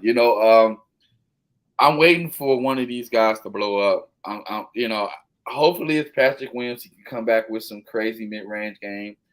Hopefully we can get that third star to add with Zach and DeMar. Hopefully. But at the end of the day, I think if the Bulls don't do anything this season, I think that window of opportunity is closed, and they're going to probably have to blow it up. Interesting. I think Patrick Williams could be that third star. I saw a lot from him coming back from injury. I liked what I saw. I liked his aggressiveness at times. He's just got to stay aggressive. I mean, the guy's 6'9". There are just plenty of times I see him going and not laying and finishing at the rim, not laying it in. I'm talking dunking. And this is how many times I talked to you about it, Joseph, and you, Maya, as well. Like, when you're at the rim, don't lay it in. This is a big man's game. You need to set a tone, and people need to understand who you are. And if you're constantly dunking, guess what? People aren't going to try and block your shot as much. Okay, you're going to get a lot of people the tone setter, the way you do that. When you do that, you're teaching people how to treat you. Like, oh damn, okay, this going up. If I'm a half second late, I'm not jumping. I'm getting out of the way. I don't want to be a poster. So it's an attitude that he's got. He doesn't have to be a rah dude. He just continue to dunk on people, just continue to box people out, just continue to lock people down on defense. Guess what? You're going to get a rep, and it's going to be a good one too across the league. Something that the Bulls have to, if they were paying attention to the playoffs, you better figure out who you are from your identity in regards to being aggressive. Because the last two matchups you saw that Miami was super aggressive and really pushed Boston around, but Boston came back. You saw the Mavs were pushing the envelope. Honestly, if Doncic was probably healthier, that might have gone a little bit further than what it was. So you saw a finesse team matched up against an aggressive team. The Bulls have to decide you can only have so much finesse, but you better have some aggressiveness, and some griminess about you, especially in the East, because you can't match up against the like of Miami, who to me even has their little bit of finesse in there, but they're more grimy than anything else. Yeah. Boston is actually the perfect example of a perfect balance of finesse and physicality. That's why they're in the finals, because they beat a Miami Heat team who defense was pretty much bar none one of the best in the NBA. Yeah, just Miami was a little hurt, and I think they were a little exhausted from all the series they played before, and Boston just took advantage. I think Boston wore them down with that physicality that you're talking about. I hate Boston, but God bless it, are they? They are. It's interesting because I don't hate. You look at them and I say Golden State and Boston are very similar to me. They are teams that, yes, they have superstars, but you didn't look at Tatum and, Smart and, you kind of said they're good because for years they kind of floundered a bit. Right. They floundered and didn't play it to that level you thought. And they happened to do it against, obviously, Miami. For the longest time, then Golden State, no one thought any of those guys were superstars until they proved their point. That's right. So now it's like, to me, you have two very similar teams about to match up. And I think it's going to come down a lot to what you get in that post play. To me, from Boston, is going to be big for them, because I looked at Golden State and just how well Looney played. I mean, but by the way, remember Looney was that player. To me, he's like all of a sudden just bloomed. This has been about 2 seasons, 3 seasons in the working. Him growing. And he's playing at that level. That's why I was like, even though we often want to rush the process with players, but hey, it doesn't hurt to be on a team with Steph Curry and Klay Thompson and Green to create space for you. And who's the guy who thinks he can he sees a challenge in Steph? Is it named Turner? Oh no, you're talking about what's his name? The guard. Yes. Yeah, I love that. He's like, player. He's pushing it. He's like, I want to be seen. Jordan Poole. He's like, I want to be seen. Yeah, I like that. I like that hungriness about him. He's like, okay, Steph, I got you. I want to be seen. Yeah. So you got a bunch of young players with Golden State. They're out. And Wiggins, I mean, guys. Dude, Wiggins is going to take. How long is it games. taking Wiggins? Isn't he like 35 now? Because he was. It took you long enough, dude. You're like a top player coming out of high school. About it. This gets down to, and we always criticize players who kind of want to. Wiggins has made his way around the league, and finally, remember, he was highly touted when he came into the league. Yeah, so one of our few Canadians, that show up like that. But finally, he landed in a place. Here's what's interesting: he doesn't have to be a number one, but he can be. That's a great lethal weapon to have, a guy who doesn't have to be the number one, but he knows what it is to be a number one. So when his A game shows up, you're like, what? Right. He played lights out in some games. I was like, is this still the Wiggins? And one of the 6 years ago? One of the things Wiggins did, and nothing against Canadians, he went from the Canadian streets to the streets of Oakland. He got a little toughness now, and he got some confidence now about himself. Hopefully Patrick Williams can go through the same process, because him and Patrick Williams kind of had that same mentality. They wasn't aggressive enough, but they had all the talent in the world. You're right. You're right. He wasn't. He was real soft. Yeah, but I also think he's in a comfort zone.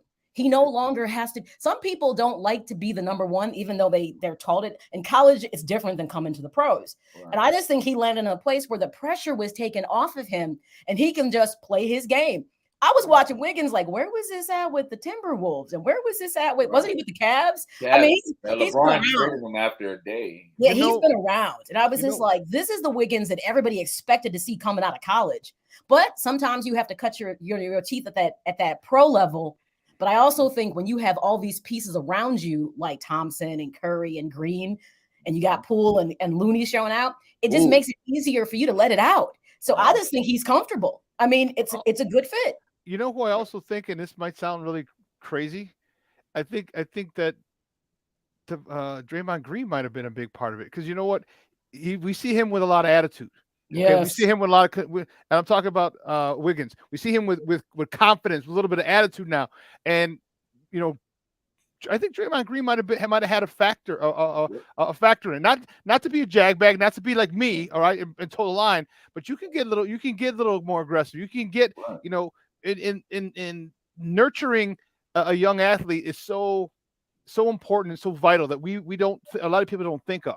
And he just got to the right spot, and he connected with Draymond, and Draymond's able to get the best out of him, because you see him, he's aggressive. He'll fight for rebounds. He'll go in for the dunk, and he'll do little grimy stuff like Draymond will. Right. And you got Steph Curry, you said it, Maya. You got Curry, you got Thompson, you got Green, and Poole shows up. Looney.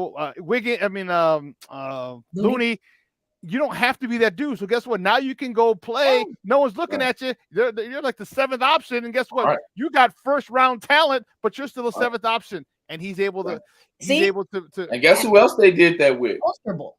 Guess who else they did that with before Wiggins and all that? Don't forget about Shawn Livingston. Okay, Oh, remember yeah. Shawn Livingston? He was a mid-range monster. But remember how he started off? He was a top pick for the Clippers.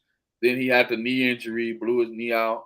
And then all of a sudden, he just pops up in Golden State and becomes Phenomenal this six-man, consistent, yeah. the new version of Richard Hamilton. I don't know. But back in the day. It's when that core is established, it's just, you can only make them better. So you're right. Sometimes having those players that we expect so much from, they're not honestly meant to be one or twos, but you put them in a lesser role and it lets them be able to shine. And I'm saying, yes, Wiggins, you saw and felt him, because there was a game I was like, damn. I mean, he was just that good. And then it was more than one game. So for me, Golden State, the depth that they have right now, this is going to be an interesting matchup. And I'm interested in watching it kind of unfold to see how this plays, because you both have those finesses. And I think Boston may be the more aggressive, but Draymond is not going to let that just sit well. Because if he feels like he's being out hustled, he'll say it. They're out hustling us. What's happening? So I like this matchup. It's just going to be really interesting. And I think it could go to game 7. You know what? That would be I'll tell you what, not only would I and Basketball Nation like it, but the networks will love it too, right, if it goes 7 games. And Nomad with the Lauryn Hill reference, yeah, he does kill him softly, and that's great. No, you mean Roberta Flack, the original. Got to give it to the original. What now who's dating themselves? What do you think? Do you think the Bulls have a person on this team who could kind of take someone under the wing, and kind of get the best out of them? Yeah, it's DeRozan. Definitely not Tristan Thompson. I told you he was a garbage can before he came here. Hot trash. I'm glad we getting because you look at what they're doing. They're doing it with guys who are retreads, guys who've been around the league. Wiggins been here for 7. Dude, he might even be 10 years. Wiggins been around. Like dude's older. You know what I mean? And then Poole you get from the G League. Right. Where. I'm looking at if we can find someone here who can be that dude, we need to really take a good look at the G League. Part of what we lost with the Bulls, and we just didn't even talk about this, the return of Ball back to the court matters. Huge. Caruso back matters. So there are some pieces we didn't even discuss that legitimately are a part and they're good. And when they're present, the Bulls were a different team. So we do have those pieces that get inserted. So when we talk about being able to get, no matter how you feel about Rudy Gobert, that's even you throw them in a mix with the likes of like Ball and Caruso. To me, they play, especially Caruso. He plays with attitude. He's like DeRozan. He comes out playing hardcore. So getting that, or getting someone like a Mitchell in here, those two simple pieces put the Bulls in a whole different trajectory in regards to what they can do. Then you just got to get the chemistry together, like getting them to be able to work it all out. But we can't forget about Caruso and Ball that were very sorely missed in the stretch. How much is Ball? How much are you concerned about Ball, Joseph, not being able to come back and then putting him on the shelf and him not recovering from that knee injury as quickly as people thought? What do you think moving forward? How do you think that's going to happen? You think he'll be healthy, come back? And if he is, where does this team go? Remember, Shawn, this goes back to Derrick Rose injuries. Bulls doctors, for some reason, they are pros at giving misdiagnosis. They're pros at it. I don't know how some of these guys still have their jobs. Okay. What's his name? I don't want to call his name, but he's on the radio every Saturday morning. Okay. He works at Rush Medical Hospital. At the end of the day, okay. You know what I'm talking about. But end of the day, our medical team, and I don't like taking shots at people, sometimes I know. But our doctors for the Bulls are trash. I mean, like every year, the White Sox. Exactly, they work for the same thing. Yeah, same owner. They're the main one pushing the vaccine. Bottom line is this: I'm not listening to any of the Bulls doctors for anything anytime soon. If I see them in a hospital and I hear so and so's coming to help me, I'm like, no, thank you. Okay, just look at the history. You got Derrick Rose, okay? You got Luol Deng. What happened to Luol Deng? They almost left him on the table to die. Yeah. You got all these guys with these injuries that they never recover from because of misdiagnosis. And it takes a man like LeVar Ball, okay, to tell you what's going on in the Bulls organization. He said, them boys lied to my boys. Like he was like, And crossing it. But at the same time, to me, I like the decision to not reactivate him, because what were you reactivating him for? Give him the time to really heal, to get ready for next season. You know what I'm saying? Everybody looked at that series and the Bulls weren't coming out of it. So that's when you have to make that executive decision. Give him time to heal. Why put him back for what? We're not beating the Bucks. It's not happening. So with that being, we don't have enough on deck to do it. So that's when you make the decision. Hey, let him sit where he is. Let him get healthy. Let's get healthy for next year. They should have felt that way about Caruso. Let's just let everybody get healthy for next year. Because real talk, we're not beating the Bucks in this matchup. It's not happening. It's not our time right now. Let's let our guys get healthy. That's what makes sense. We can't beat the Heat. So no, we said goodbye. And we came back on Boston, and they made it to the Eastern Conference when they made it to the championship. So last question before we go to break. Vooch has been horrible. He's been he's been horrible. No ifs, ands, or buts about it. But he hasn't been the same Vooch as he was in Orlando. Remember, that's the reason they got him from Orlando. He was a phenomenal 3-point shooter. He was shooting over 40% from 3-point land. His confidence is shot. What if we could? How far can we get if Vooch gets back to that 40-ish% from 3-point land? It's not gonna. Well, here's the deal. Billy Donovan has to do a better job at running plays and helping players operate court to their strengths. That's one thing Steve Kerr does well. He let guys operate court to their strengths. When you try to make a player do things outside of that, like with Vooch, you're asking him to play in the drop defense. You're asking him to play in screen roll. Just zone it up, okay? Why do you keep playing that same weak defense? Because what happens is, on the defensive end, he utilizes a lot of energy. And then he comes down on the offensive end and he checks, take a bad three, and then they're back running on a 3-on-1. He's not fast enough to do that. So just like Golden State are not afraid to play a 2-3 zone. They're not afraid to play a 1-3-1. They're not afraid to do that. And they'll do it through the whole game. What is Billy Donovan's problem? You don't have the personnel for guys to play man-to-man. Most of these guys are offensive guys, and they need the ball, and they have to have energy to run off screens. So defensively, if you're going to build an identity, you need to get to the zone defense. Play it through the whole season, whether it works or it don't work, because that saves energy on one end of the floor, and then they'll allow our offensive guys to be efficient and productive on the other end of the floor. That's just my opinion. I'm going to say Vooch is not going to be the guy you think it is. You got to remember where he came from. He came from a team where there was low expectations. So remember, when you're not expected to be excellent, you can play a looser game. You can do better.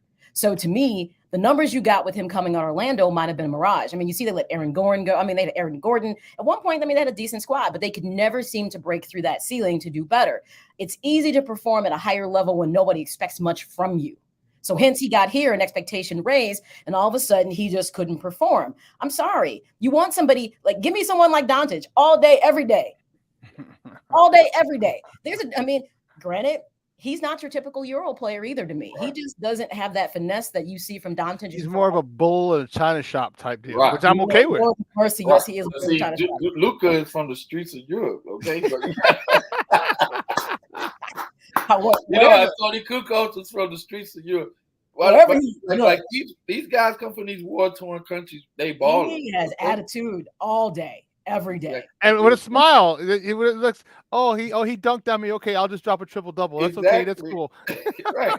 Vooch is from the upper elite. That's a good point. He's a wine and cheese guy too. That's a good point. If you're gonna keep Vooch, and I know this sounds crazy, then you better bring somebody in to work with him. Because he needs to make some adjustments to his game because he's just not playing at that level. So to me, if you're keeping him, you got to sit down and be like, because remember, he thrived when he was playing teams that weren't that great. He could be dominant. But the minute somebody showed up, he kind of became very timid and withdrew himself. Look, I need the same guy, that same intensity. You can't step back because all of a sudden the competition just stepped up. You got to raise your game up. And that's what you would see. He dominated in those games when the teams weren't that good.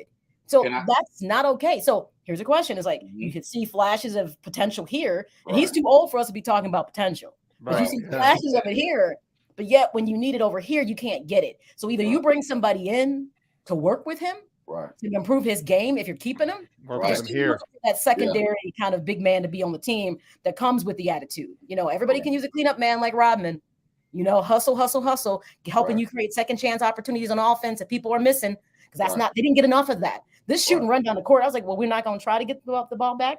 Really? Rebound. What's that? Rebound. Right. And don't forget, y'all, we got to give Vooch his props because he played the best out of everybody in the playoffs.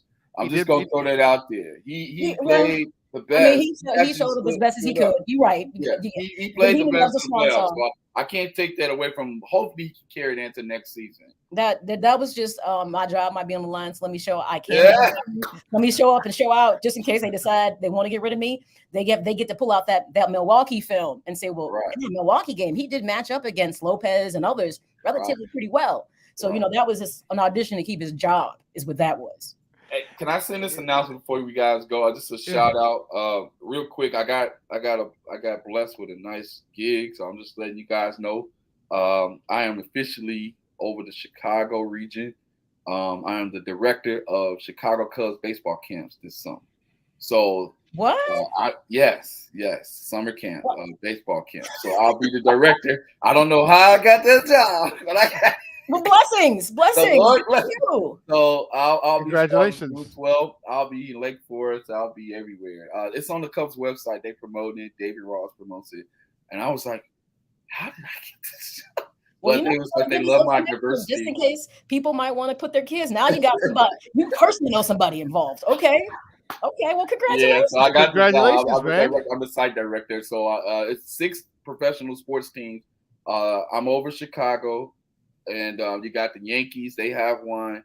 It's Head First Professional Sports Camp. So they are with 6 teams: the Yankees, the Cubs, the Falcons, DC United. So I'm over the Cubs camp. Nice. So yeah. Good. So Congrats, I'm just like, man. that's crazy, bro. Like it's unbelievable. My favorite team. They look out for me.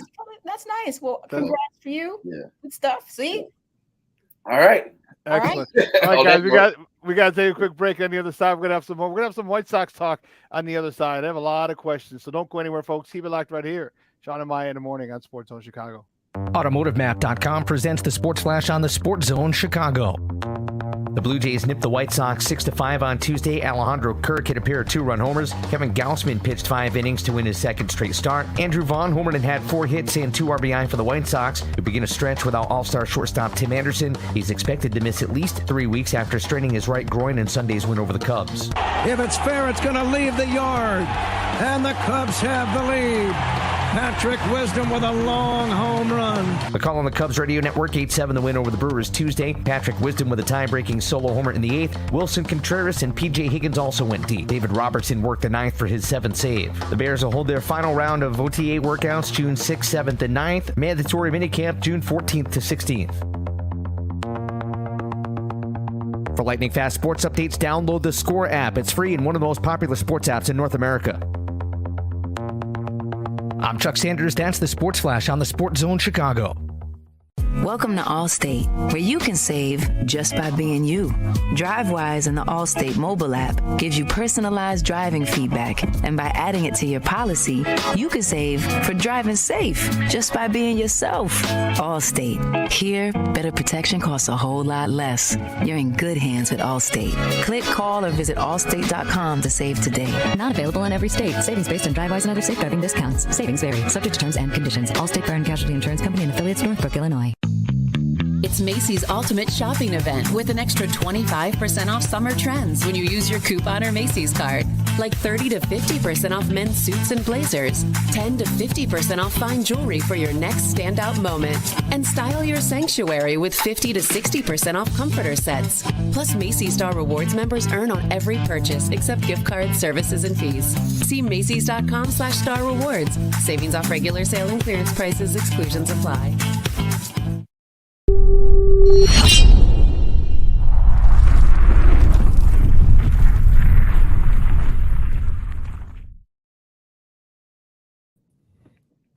Welcome back to Shawn and Maya in the morning on Sports Zone Chicago on this Hump Day edition. It's a little cooler today in the Chi, only high of 75. It's been nice. I'll take it, I guess. It's gonna be 70s all week. Give me back to the 80s and 90s, and I'll be a little happier. It's Memorial Day just passed. We could wear our white pants now. All right, we could wear our rompers. Me and Yo-Yo. I'll have a talk with. Hey, listen, Yo, you gotta start playing better, Papa, because I don't know. Stop running them streets. Stop. You don't belong to the streets, Yo-Yo. You belong to the White Sox. And I think I need him to show up. I need him to do some work. So yeah, I'm just not overall happy. In the game against Toronto, better game last night, considering the pitching wasn't. Giolito struggled. He was sweating like a pig. I was like, is it hot? Or are you nervous? Pitching was okay, but I liked offensively. We got the production from Vaughn. Things were happening. I saw at least some runs being drove in. So I'm looking for the upside to that matchup, that at least they were putting points on the board. That one inning that they could have even at least tied the game up. It's complicated in that sense to look at them and say there's moments where you feel like the offense can click, but you're also missing some pieces. When you're putting in the likes, Sheets and Vaughn, they always can't be in the lineup. You know what I'm saying? But Tim is out. So while Tim is out, they have to step up to the plate and they have to produce. Last night was almost there. I mean, the pitching didn't help their cause, and it is what it is. Yeah, so Lucas. Yeah. It's just it sees the struggle. The struggle's been real, but I told you pitching was my point of concern. It was a huge point of concern for me. Yeah, I'll take the pitching, and I know because we've had good outings to this point, and you're going to have some clunkers. Okay, I'll take them. It happens. I don't want to see that become a pattern. All right, I don't want to see. Johnny Cueto had the one bad game against the Cubs. Okay, before that he'd given up 0 runs in 2 starts. Okay, one bad one. Okay, I'll deal with it. Lucas Giolito yesterday. Okay, I'll deal with it. But I'm definitely going to keep an eye out on that. And when's Lance Lynn coming back? Because we need his ass to come back quick, fast, in a hurry. We miss him. But I'll tell you the move I do like, and here's a question. Where do you put all the blame on? How much blame goes to Tony La Russa? Because we talked about this. I don't put 100% of the blame on him, especially when it's games where it just falls apart. Mm-hmm. He can't control that Giolito is going to have a bad night on the mound. You know what I'm saying? Yeah. The question is when you pull. Now, here's something he did last night that irritated the bejesus out of you. Yes. We know when Ray Lopez is on. We know when he is off. He left him in the game too long yesterday when clearly he was off, but the games where he's been on, he pulls him too soon. That's an issue with La Russa right there. I was like, why is Ray? You can tell he's not on today. Take him out. But the games he's pulled him, I'm like, what is he pulling him for? He's actually pitching really well. You know what I mean? So that piece, I had an issue with his decision. But as it comes to production, he can't help when Giolito is going to be off. He can't help when Ray is going to be off. It's just going to your next man up. You can't help how your players are going to perform at the plate. He's not out there actually hitting for them, though he does make the lineups. Right now, with key people missing, this kind of sucks. He's kind of got to go with what he has, so to speak. You know what I mean? Real quick, Maya. You need to reevaluate, but how the lineup looks, like who's at the top, who's at the bottom, stuff like that. I haven't been pleased with his overall lineups, even when he had to insert what would be kind of like slightly the B squad in. Here's the thing, 47 different lineups in 47 games. Yeah, like I said, both lineups, that's been my issue.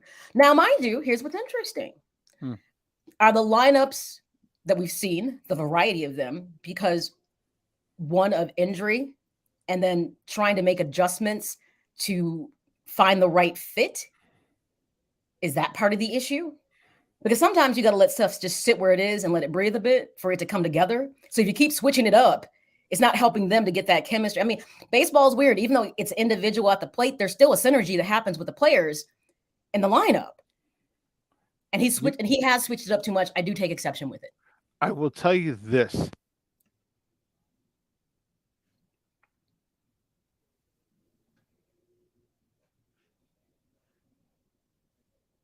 I don't know. Maybe it's just me. Oh, they're better? Yeah. Well, no, I was like, all of a sudden I was like, oh my God, I can't hear anymore. No, I'm just kidding. Yo-Yo's not performing. And in the number 2 hole, I love Andrew Vaughn. Andrew Vaughn in that. So once Tim Anderson gets back, so now you got Tim Anderson, and then you have Andrew Vaughn. So now the 3 hole is what we need. Abreu's starting to come out of his slump a little bit. He's starting to see that. So I'm okay with him at 3. Or Lubob, depending on how Lewis Robert comes back. I would prefer Lewis Robert at 4 and Abreu at 3. Okay, but they have Berger at 3 right now because Berger's hot. Yes. Berger has come back, and you know what? And that's the dilemma, Maya. So Berger's not the best third baseman in the world defensively. No. He's hitting well, though. Yo-Yo's not hitting well, but he's a much better third baseman than Berger, and they're both right-handed batters. So it's not even, okay, you play right, you play left, you bat right.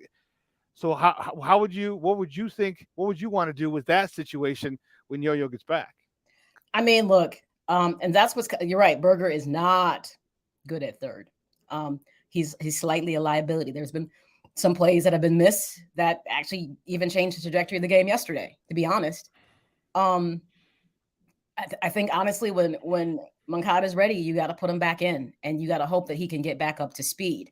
I mean, maybe at some point you can work Berger into that DH position. You know what I'm saying? When you're not at third, when you're not resting Abreu and stuff like that. But as it stands, he is a liability at third. And I saw that really affect the game yesterday, like how some stuff got by him that ended up in, 1 or 2 runs being scored, where I feel like, Moncada would have made those plays. So because he's a liability on defense, and because your pitching needs all the support that it can get at times, you need the best guy defensively at third, and you got to hope that Moncada's bat is going to wake up. But just put Berger in that DH position when you can to keep your hot bat active. Tim goes on the IL. Is on a 10-day IL, but they expect him to be out 3 weeks. What were you thinking when they put Yasmani Grandal in the leadoff spot yesterday, who went 0 for 5? I was feeling that La Russa might be having Alzheimer's. I was like, what? Yasmani is not a leadoff hitter. You know what I mean? Yeah. He's not even remotely a leadoff hitter. And so I was like, what is he thinking? There's way other people you could put. I didn't like that at all. I thought that was very disjointed. It just didn't make a whole lot of sense. So that was one of those weird lineup things that I took exception to, that I didn't particularly care. I forgot to mention that when I talked about lineup stuff that I didn't particularly like. So, that was weird. It's just, like I said, I'm not putting the onus on La Russa, because he's not the one that makes them at plate or pitching. He can't go out there and do it for them, but he needs to put them especially in good positions, like who's playing. So when you make your lineup card, like who's starting at that third base position, we'll see what decision that he makes. Your lineup, like what does that look like? Those are things that he has this season, particularly, I've been very disenchanted with, very disenchanted. So I got to say, at least 50% of the failure of hovering at 500 with a team that had much higher expectations is his fault. So to me, it's a 50-50. He's not making the right choices, but players are not necessarily showing up. Yeah. Part of the reason he put him up there was this.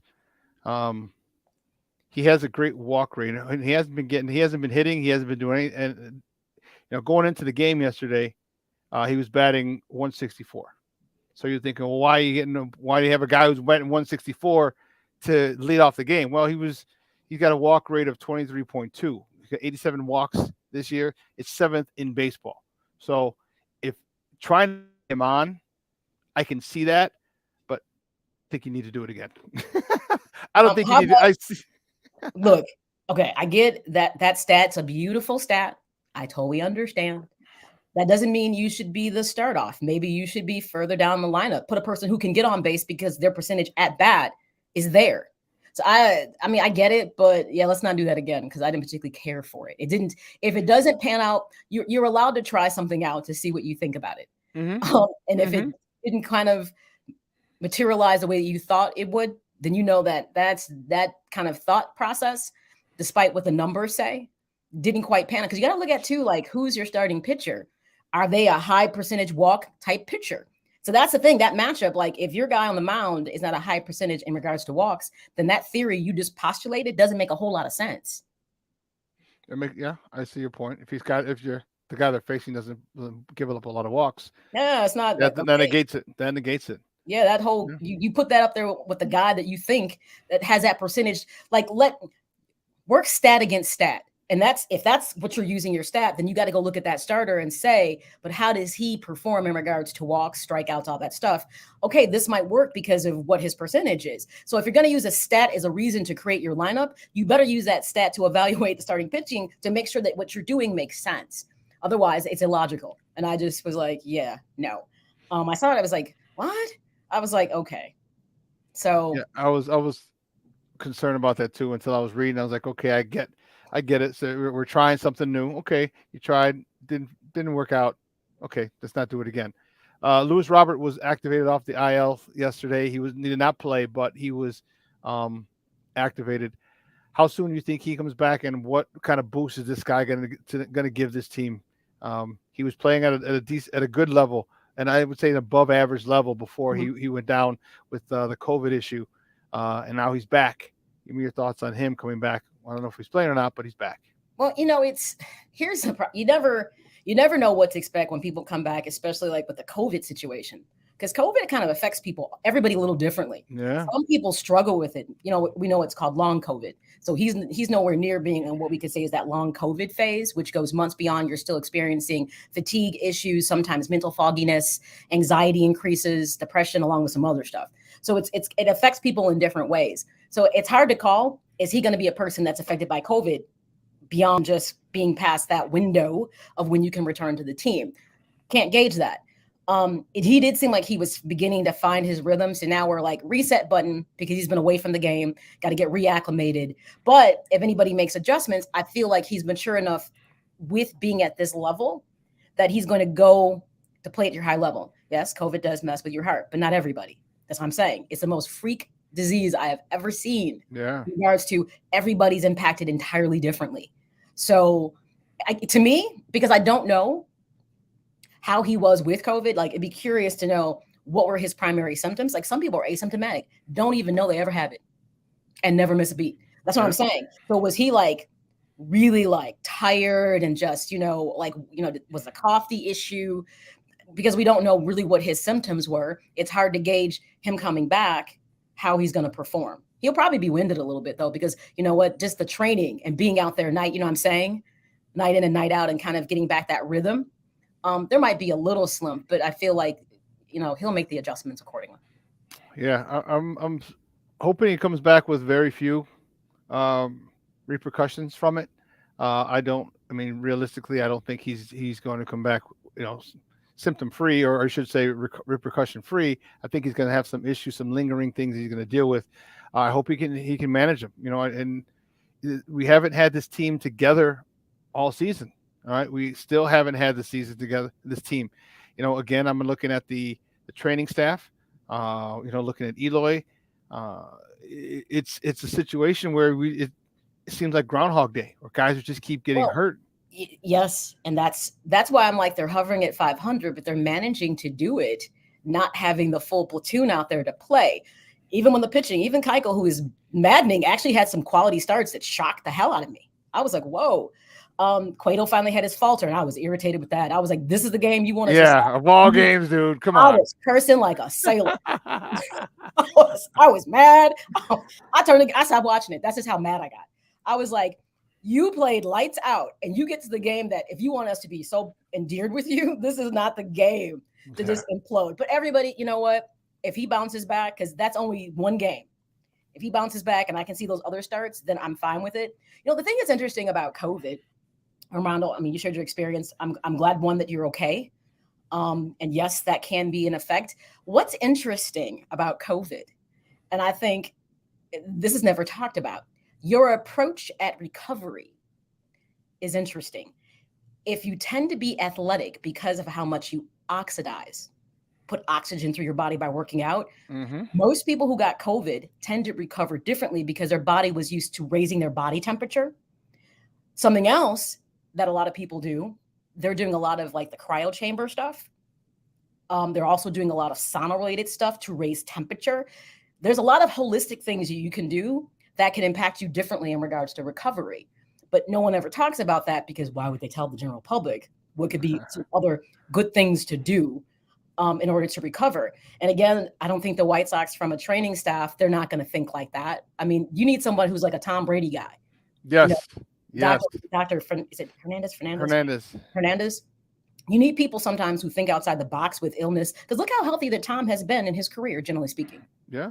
You need people who think outside the box because there are things that have been proven that work that will never be talked about, because you want the general public to rely on certain things like that cost a ton of money, like medications and things of that nature. Alex Guerrero is Tom's guy. Sorry. Oh, is it Guerrero? I knew it was something like Hernandez. I know it was something Alex like Guerrero. that. So,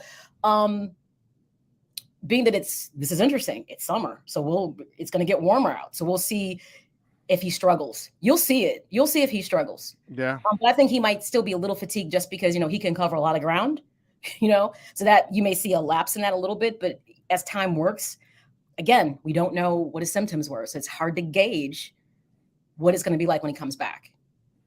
Yeah. I look for the day and things are kind of sorting themselves out. I think TA number one, obviously he's leading off, but I'm loving Andrew Vaughn in the 2-hole. So now we got to work for 3, 4, and 5. So Yes. where does Eloy go? Where does Lubob go? Where does Abreu go? All right, 3, 4, 5, 6 in there, Okay. somewhere in there. I'm kind of okay with that because you can move them in there either way, and it all kind of works, so to speak. And it's like just getting everybody back so that you can do that, getting Tim back. Mokana might end up being more towards the end of the lineup until he lights up. You know what I mean? Because if someone's at a hot bat, you want to put them very close together. With Abreu especially, though, I'll give it to my guy. He hustles it out. He knows I got to run this out, especially if you got speed behind you and in front of you. You can't be the liability. So that's the other thing you got to keep in mind is like if you talk about that where you put Lubob, where you put Abreu might be in the back end of that just because of the speed issue. So I'm liking Moncada. I mean, I'm liking Lewis Robert at the 3-hole. I could see that. I'll put and I'll have protection with him with Abreu at the 4. You have protection with Abreu with Eloy when he comes back at the number 5. Right. Yaz or if Yaz is playing, I put Yaz there. If not, Yo-Yo, I put him at 6. Yes. Yaz, I could put it 7. Or Reese McGuire, 7 or 8. I think that's the bulk of the lineup. I like the fact that they have protection. So I want to start seeing, the way that I don't feel when the Yankees lineup comes up, I'm like, oh damn, not him. Oh damn, not him. Like 3, 4 or 5 guys in a row. Even with Josh Donaldson, Anthony Rizzo, Giancarlo Stanton, the Judge, you're like, damn, that's 4 guys in a row. We should have 5 or 6 guys like that, and I don't feel like, oh yeah, we're gonna do it. Oh yeah, this guy got him. This guy. Well, we gotta get him I all don't back. feel that. We got to get them back. And yeah, true. I think that people respect them. I don't think anybody looks at them like, oh, they're not good enough. It's a matter of they just have to all get back, get in sync. I feel like when you talk about that middle of the lineup, when you talk about having, Lubob, when you get Eloy back, when you get all those pieces back and going, Moncada, they're respectable. I don't think people take them as a joke. It just like I felt yesterday was slightly a better game in regards to like driving and runs. Just it was that one ending that just decision making, but also that third base defense was a weakness, and that was an issue. So because the outcomes to me yesterday could have been, I can accept a game, the loss, it was close. It was very close, and they were there, and it could have gone the opposite way. Despite the pitching not necessarily being on point, it could have gone a different way. So I want to see it keep trending today because this is a good team. They have hitters. You respect it. And we'll go from there. But our lineup until we can really get it back. I liked Vaughn. When people were kind of on him last year, I was like, no, I like Andrew Vaughn. I think he's a natural hitter. Yeah. He's just starting to come. He's kind of like, and I'm not saying they're the same. So when I say this, don't take it the wrong way. He's kind of like a Schwarber. He's a natural hitter. Mm-hmm. Yeah. And I feel like it's, he's kind of that short stock. He's not really short, but I'm saying his frame, how he's built, he has power. I think he's starting to come. All fields, he has power. Yes, I think he's definitely starting to see the ball better. So when he really clicks, he's good in the lineup. He's that person you can insert in there frequently, whether he's in field, he can be a DH as well, if you don't need him on the field. So, that's a piece of the puzzle that I do like, but they're not healthy right now. And this is why I try not to be overly critical, because despite not being healthy and despite pitching kind of being lukewarm, they're still hovering at 500 a game. And I'll take that. But eventually, like within the next couple weeks, it needs to start to balance out better because you can't fall this far behind. Right. No, I agree. The only reason I'm critical is the fundamentals. The talent-wise, yeah, it sucks because you don't have TA in there. I don't care what you say. Your next man up. No one's going to replace TA. TA is nothing. And you take the talent of Eloy out of the lineup. Okay. The talent of Lewis Robert out of the lineup. Okay. Absolutely. The talent of Yohan Moncada out of the lineup. All right, now it's deficient. And don't get me wrong, it's nothing against Gavin Sheets, nothing against Vaughn, nothing against Engel. It's just that they don't have that talent, and that's not in there. So I'm worried about the fundamentals. I'm worried about the big. I'm worried about getting the cutoff man. Now is the time where you really need to fortify the fundamentals because you don't have the superstars. You don't have the crazy talent. So you need to fall back and rely on the fundamentals. And that's why I get mad at Tony La Russa, because he's not enforcing it. He's not yelling. He's not demanding it. He's not a guy screws up. He's like, okay, don't worry about it. No, hey, listen, dude, don't do that shit again. Yeah, he seems last year he seemed a little bit more intense than he does this year. I would agree. I'm not sure why that is. And again, he just may not be the right fit despite, what they thought. But I agree with you. And that's why I'm not overly critical, because you can't pull the best players that were meant to be your starters and assume that what fills their shoes is equally as good. I mean, they're good, but not equally as good. And this is why I'm trying to be patient. Like, okay, injuries are there. Let's work through this and let's get everybody back on deck so that we can start playing at that level that's expected. But even when everybody gets back, now you got to get that chemistry, that all that kind of back into play. But they managed night in and night out to still hustle. Like I said, that's why I was okay with the game last night. It's like, it could have gone either way. There were a few mistakes in there that cost them that game, but they very easily could have won it just like they lost it. So we'll see what happens, tonight and, go from there. But still, the pitching still worries me more than anything else. I just, I don't feel like this is World, Series caliber pitching. I just don't. Yeah. Are we ebbing? Are we, instead of flowing right now, are we hitting a low? I mean, that's because once this pitching staff, if these guys pitch to their level, we've seen Dylan Cease open the season phenomenal. We've seen Lucas Giolito have a good start to the season. We saw Cease, Giolito, Kopech. We saw Kopech just dominate. Okay, to the start of the season. Is it now? Maybe people are starting to get the book on him because remember it's 162 games. So ebbing and flowing, you're going to have good starts. You got some pitching is pitching. Even though people can research you still, it's how a game is called. Cannot say I'm really all that thrilled with Grandal. It's okay. You can steal bases on him. I mean, it's just a reality. So yes, I mean, it's not that to me, there's just, I think Kopech is working towards trying to be your ace. Dylan Cease has had some starts that have kind of surprised me, but everybody can have their moments. I still don't, he's improved drastically. But I still feel like who's that third guy who, and you can try to tell me it's Lance Lynn. I don't know. No, he's good, but there's nobody who is so good. They're just like, man, this is the stuff. So you look at teams where the pitching, when it isn't the greatest, that's when your hitting has to give you the extra support. You got to get that extra support you need offensively. So it's just, there's been a lot of variables to this, and they're not necessarily healthy. We'll see how the Yankees do when you pull Judd out the lineup. You know what I'm saying? That's something they got to do. How does that look for them? But I have seen the pitching also perform well against really good hitters. So that's what I'm saying. It's everything is in the air. Like I see one thing one night and then you turn around the next night and I'm seeing something else. And I'm just like, they have to hit a stride. Like that's why you'll never hear me say World Series. I was like, nope, I'm not seeing it. I didn't see it last year. I'm like, I feel like you're playoff bound. And you better do better than last year. But I can't look at this and say, this has got the World Series. Just because the roster looks good on paper, it's not materializing on the field. So I can't bring myself to say World Series, not right now. I hope I can change my entire tune by the time we get to the end of June. I hope I'm seeing something different. I can feel like they're legitimately, contenders for the title. But as of now, they look like a team that can make the playoffs, but they're not. The Twins, here they come again, being who they are.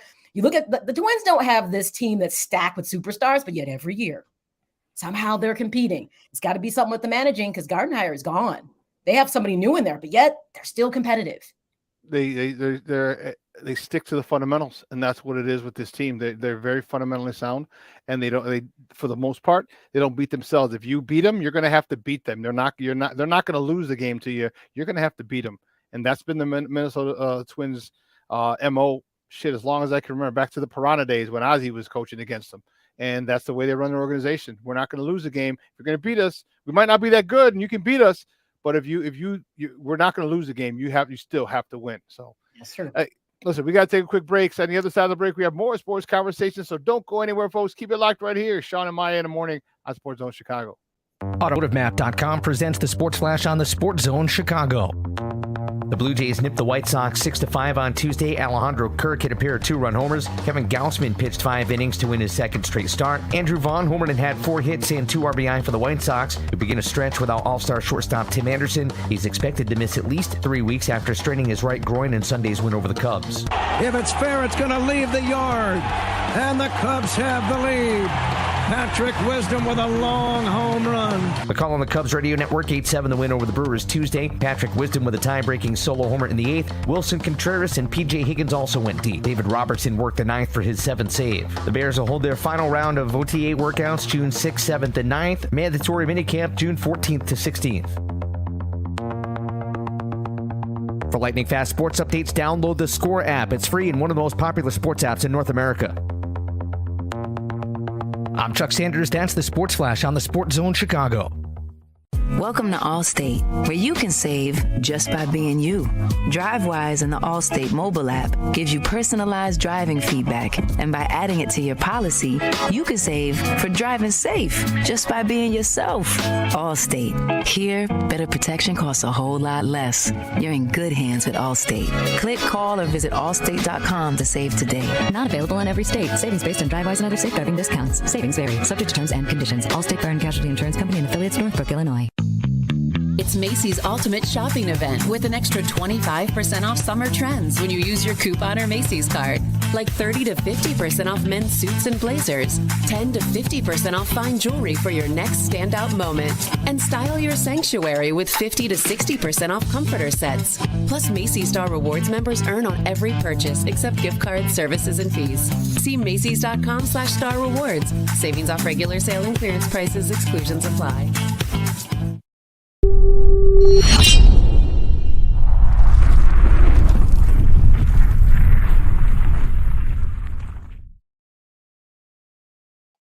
To rank all 32 O-lines right now, on average, where do you think they'd have the Bears?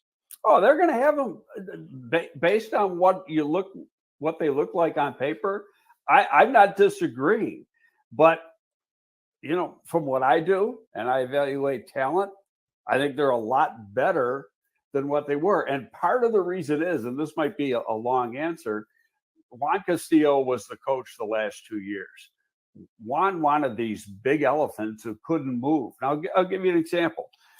Last year, they drafted Larry Borum, who ends up starting 9 or 10 games as a rookie. Drafted him in the 5th round out of Missouri. He played between 350 and 360 while he was at Missouri. He knew he was too heavy. He got down to 320 for his pro day and really tore it up. He ran a 5.1 at 320 pounds, did very good on the agility drills, vertical jump, etc.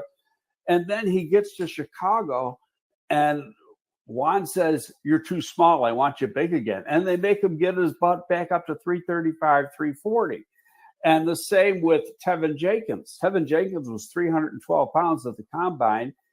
He was 335 when he came back from surgery. So you had all these guys who couldn't move. Welcome back to Shawn and Maya in the morning at Sports Zone Chicago. That was Greg Gabriel, former Chicago Bears scouting director. That was on the Ross Tucker podcast, a video courtesy of the Ross Tucker podcast, and talking why you start to see stuff come out now. All right, you start to see stuff come out, and literally it was par for the course.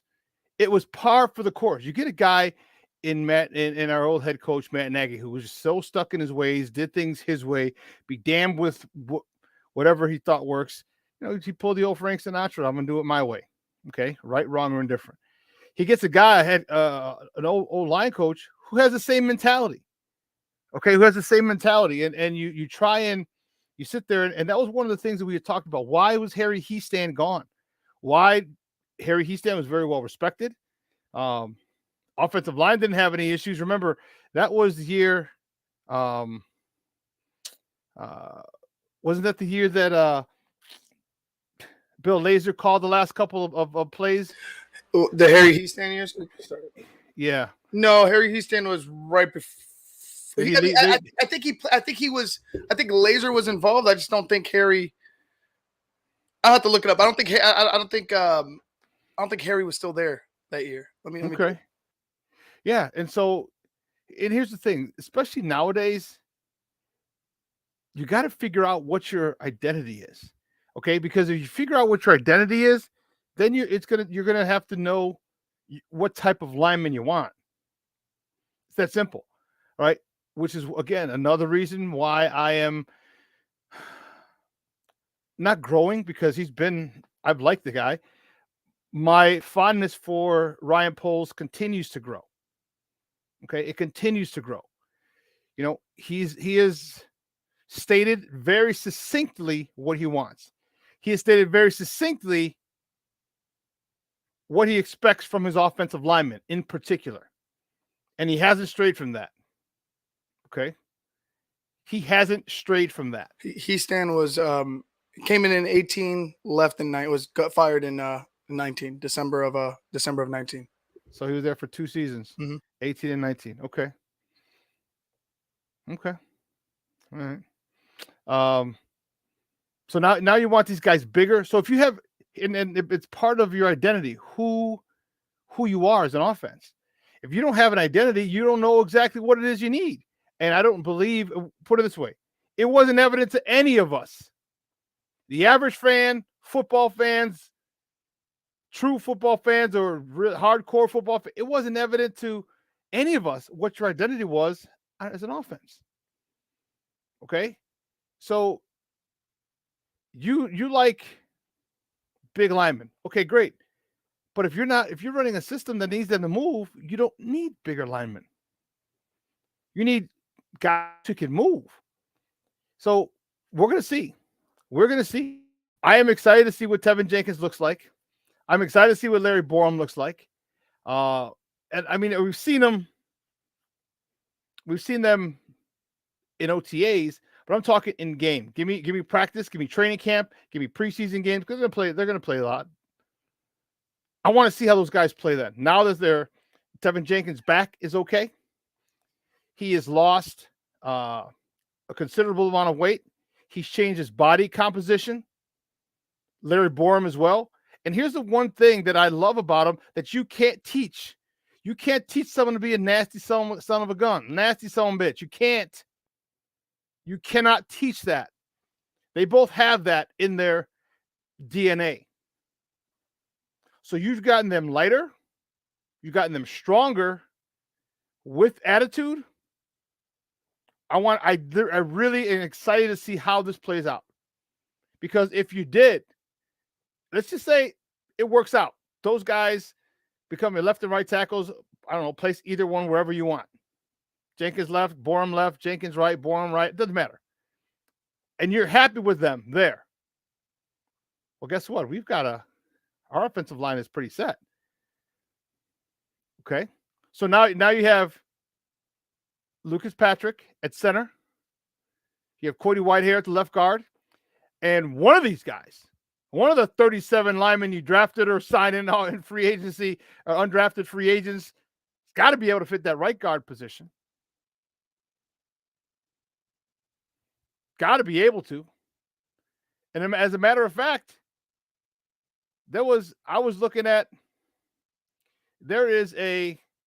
and I'm reading a lot more on Bears, and I'm making sure and adding them to the show, more articles and stuff. V. Carbonneau, he writes for Bear Down, talked about a chance to get the last remaining lineman.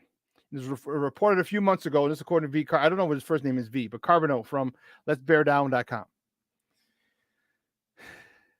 The Cleveland Browns center, J.C. Tretter, was going to get released by the Cleveland Browns. So it might be a June 1st cut. Okay. He's pretty young. So he's 31. He's got a good 3 to 4 years left in him. Okay. Which is right in our window. But he's a center. Really a quality center. Why not go after him? And Jacob Infante said, hey, He's with Windy City Gridiron. You know those guys rock with us big time. And he tweeted out yesterday, what's the harm in the Bears making a late free agent push for J.C. Tretter? He might prefer to sign with a contender, but the Bears have some cap space. Throw him an offer, kick Lucas Patrick to right guard, and all of a sudden that O-line looks better. You kick Lucas Patrick to right guard and you bring in another center, yeah, this offensive line looks a lot better. This offense looks a whole bunch better. Don't get me wrong, Nomad. I don't think we're hurting at offensive line. You can always upgrade. Always upgrade. But you're not giving anybody a job. That's the thing that, to me, that's the most important thing for Ryan Poles. I don't give a shit if I signed you and how much I signed you for. Guess what? You're going to compete. You're going to compete for your job. Which is crazy. You actually have to earn your starting job? The blasphemy of that thinking. You have to earn your starting job. You don't just get it because we gave you a contract, a big contract. The hell is Ryan Poles thinking? Holding people accountable. What's wrong with you, Ryan Poles? But that offensive line is good. You don't mean to tell me, you mean to tell me that those guys who were drafted, pardon me, those guys, the undrafted free agents, you don't think they're vying for a spot? You don't think they want that big contract? You don't think they want to get a career in the NFL? You don't think they're going to be fighting? You're damn right they are. And the best five will play. Guess what? If you're good enough, they'll keep you, and the best seven will play. You'll start rotating people, which is exactly how you build an offensive line. You start rotating people. You got your starting five, but then guess what? Here comes this guy for a series or two at the right guard. Here comes this guy for the series or two at left guard. Usually the center, you won't change centers. You won't rotate center. Sorry. Just not. You just, no. No, that's just something you don't do. So the guard spots, you can rotate. Every once in a while, maybe a right tackle. But you probably not going to rotate left tackle. So you got your guards and maybe your right tackle a little bit. But that's three more positions. And all these guys can play. They're versatile. And that's what we want. That's what football is about. Hell, that's what life is about. You compete and you get what you earn. And Ryan Poles is doing that. There's one more piece out there, that right guard position. If he can go get that center from Cleveland after the post June 1st cut, kick Patrick to right guard. Now we're cooking with gas. Because all those guys that they signed and drafted, they're like, damn, that offensive line set. How do I get in there? I got to make a name for myself.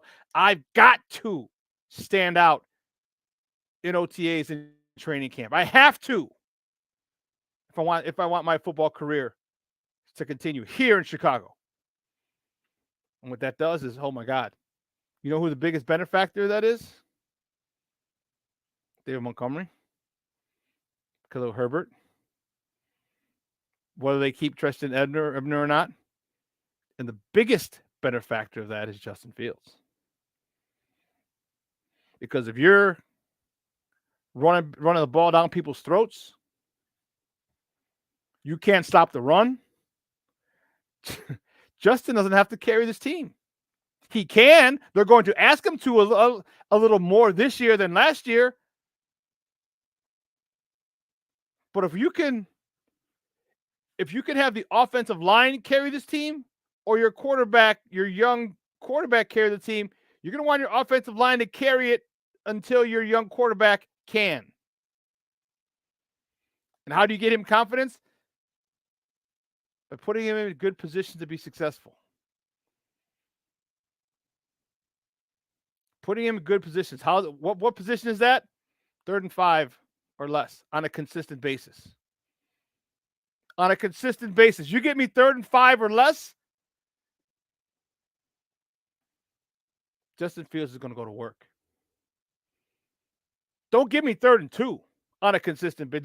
Do not give the Bears 3rd and 2 on a consistent basis. Because now you got a fullback, Kari Blasingame, you got a running back in David Montgomery, you have a tight end in Cole Kmet, you got wide receivers.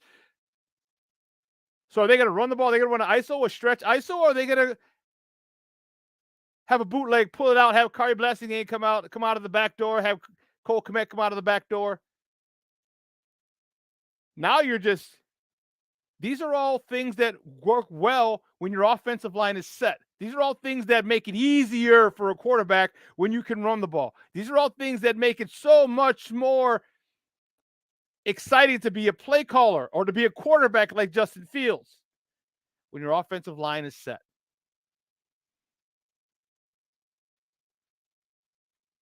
Give me a guy, bring that 8th guy in the box. Quarterbacks pray. On my knees in the night saying prayers in the street light. Quarterbacks pray. You bring that 8th man in the box. They pray for it. Like you, 8? Means you only got 3 DBs? 3 people back?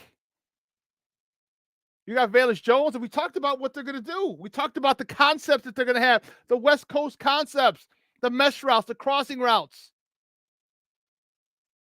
So you're going to have crossing routes underneath, and you're going to have someone taking the top off the defense, which will probably be Darnell Mooney.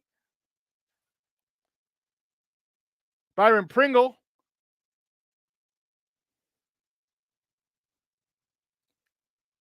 The way this team,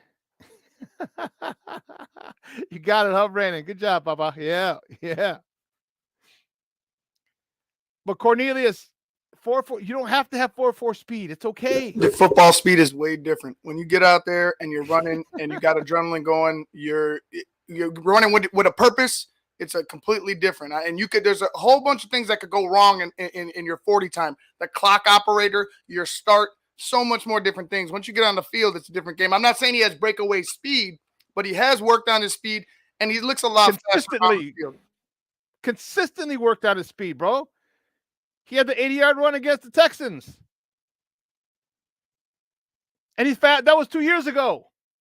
And he's worked on his speed since. Dude, I'm Cornelius. I'm not saying he's 4.1 or 4.31, 4.2, 4.3, 4.2, 4. No. I'm not saying that at all. Okay.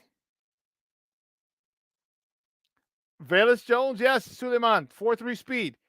What if Dave Montgomery's a 4.45 guy? That's pretty damn good.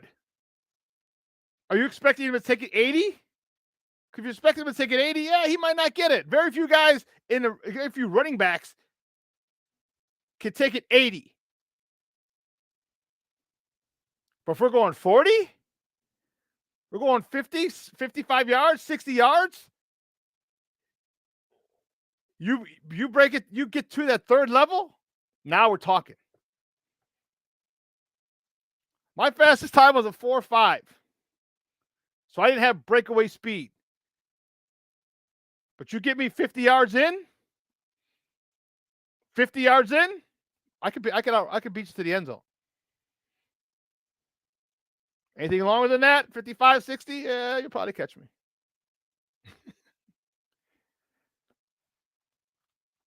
But Velus Jones, as this team, and my respect for Ryan Poles continues to grow, as I mentioned, it's starting to come together. What movie or TV show is this from? And I'm sorry, you can't answer, Armando Jr. You can't answer. But I love it when a plan comes together. You're starting to see. Oh, okay. You're not criticizing. Okay. Yeah. We got backs. We got him, Khalil Herbert. I love Khalil Herbert. I'm telling you, him and Treston. I keep saying Travis. Treston Ebner.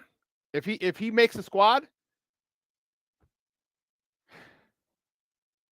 yeah, he does. Nomad. Beep beep.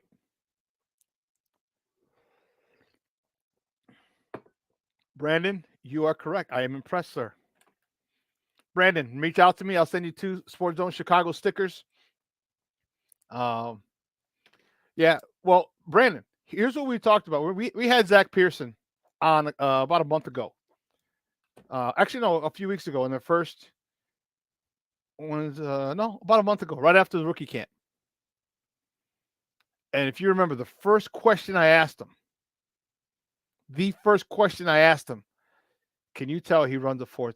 Does his speed translate to the field? And he was like, oh yeah. So you can tell that dude runs a 4.31. That's all I wanted to know.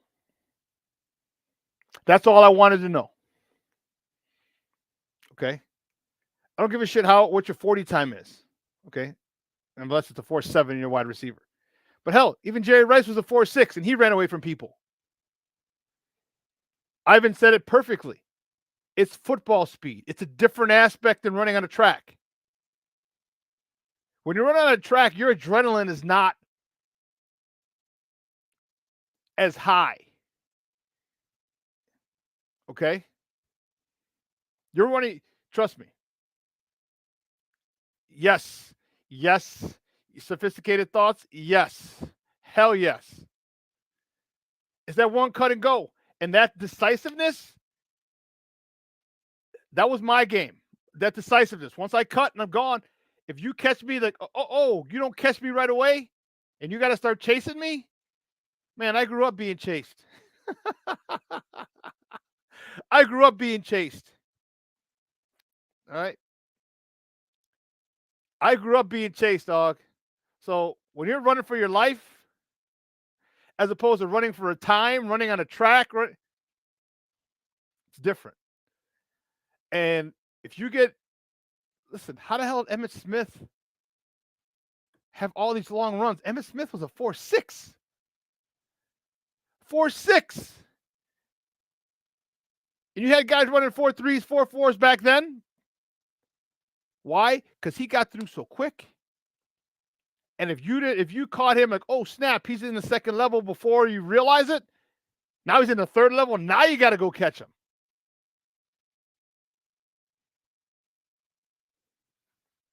I'm really liking what he's doing. And I'm still not going to be completely happy because they didn't get a number one receiver. They didn't get a bam, legit number one dude. Now it could be Pringle. I don't know. It could be. Could be EQ St. Brown. People have made adjustments. People have made transitions from one team to another. They get to a new spot and they flourish. That will need to be seen. Most of the time that I started learning how to duck. running and ducking. You got to be careful because it sometimes has that boomerang action where catch you on the back end. Like, oh, you thought you got away. Duck and make sure it hits the wall. Boom. Okay, good. Hit the wall. Okay, it ain't coming back. Because if it don't hit the wall, then you got to keep your head in a swivel. So I am getting more and more excited by the day about this Bears team. Let me tell you, sophisticated thoughts. I was in the wrong neighborhood a couple times. Yeah, let me tell you. Someone who was with my particular melatonin level wasn't welcome in some of the neighborhoods because we moved to a neighborhood, pretty much a predominantly white neighborhood. So we go to like St. Lawrence and we go to dances. I'm a kid, I want to go dance. I want to see girls, shake, dance. And man, I'm gonna tell you, I say about 4 times that happened to me. 3 to 4 times that happened to me at a St. Lawrence dance. They call me the N-word. You're damn right you know your exits. You're damn right. Mm-hmm. Every play to this day, when I walk into a spot, I size people up. Who are my threats? And where's the exits? Where's the kitchen? Boom. If I got to run through the kitchen, I'm out the kitchen. Yes. Some stuff doesn't leave you, dude. But yeah, there are a couple times that I was telling you, I would run down. It would be like 70 6th Street or something, right off of State Road. Those of you who live on the south side, southwest side, right by Ford City, the State Road that leads right into Cicero. I would run right down 76th to State Road, run down State Road, catch my breath at State Road. And if I had to keep running down State Road to Cicero, catch the bus to 63rd home. Yeah, happened a couple times, bro. So, yeah, I hear you. So that speed, that adrenaline that you have when someone's chasing you is different than track speed. Don't get me wrong, it's good. Like competitive speed is good. Like if I'm trying to beat you, yeah. But when your life is on the line, or you know what I mean, or you're running from people who are gonna do bodily harm, like tackle you, or do all kind, or whoop your ass. There's that fifth gear that you find that you've dusted off, and it's working, dude. It's working. So get excited. And why not? I know we're Bears fans, and I know oftentimes we've been hurt in the past. Okay, we've been disappointed in the past. Okay, we've been disappointed in the past. Hey, and Brandon, do me a favor. Make sure you reach out to me. Reach out to me on Messenger so I can get your address so I can send you those stickers. All right. And I just kind of lost my thought. We were talking about speed and running and getting away from people, and we're pretty much surrounding David Montgomery. Yeah. I had another. I was going to give another set of stickers away. Perfect, Brandon. Perfect. Damn, and I had another thing that I was going to give another set of stickers away, but I got it. Because of what we've gone through, let's explain something to you, and most of us will get this. When you've been in toxic relationships your entire life, okay, or you just get out of a toxic relationship, maybe it's the first one you've been or the second one, whatever, and you get something that's good, it's met with a lot of skepticism. Okay, it's met with a lot of skepticism. And oftentimes, and how many times have we dated a girl, she just got out of a toxic relationship, and you call her like, why are you calling me? Why are you calling me so much? Like, hey, man, I'm just checking on you. Just want to say hi. Just want to say good morning. Let you know I'm thinking about you. Mm-hmm. Why'd you call me last night? Or why didn't you call me? Or, you know what I mean? They'll make excuse because they're used to a certain behavior. This is how we are as Bear fans. We're used to certain shit happening that's jacked up.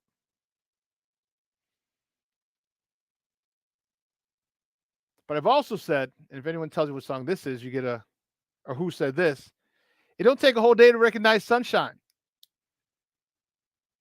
Everything that Ryan Poles has said, he's doing. Everything. Everything he said he was going to do, he's doing.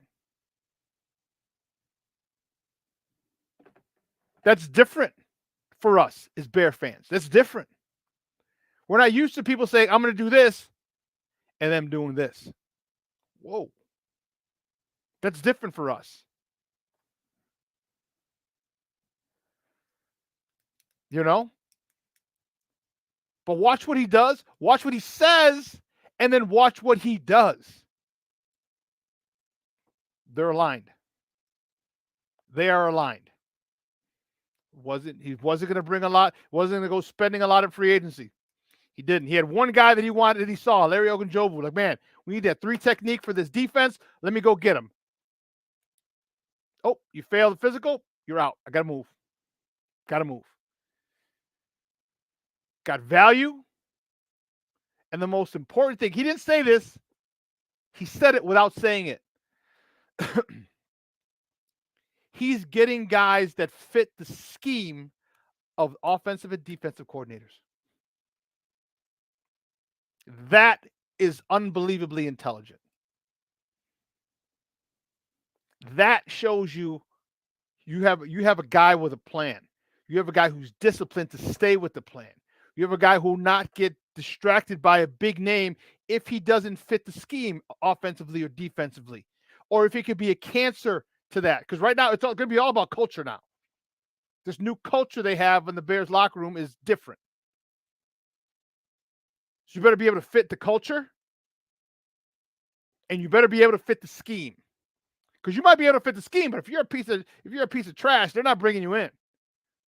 You're garbage. They ain't gonna treat you. If you're going to rock the boat, cause waves, deuces. We don't need you. Not now. Especially not when you're trying to change. No. Maybe down the road, if they need that one player and he's available, they might consider it. But in today, now, this year, hail to the Mickey Figgy no.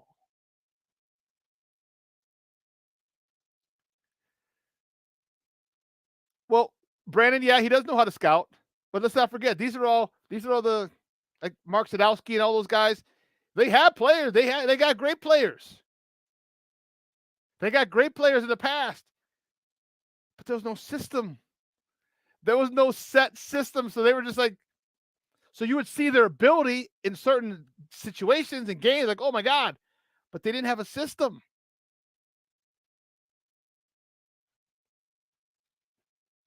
They didn't have a system.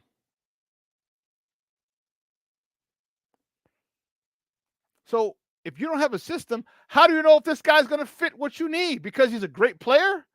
All great players don't fit every system.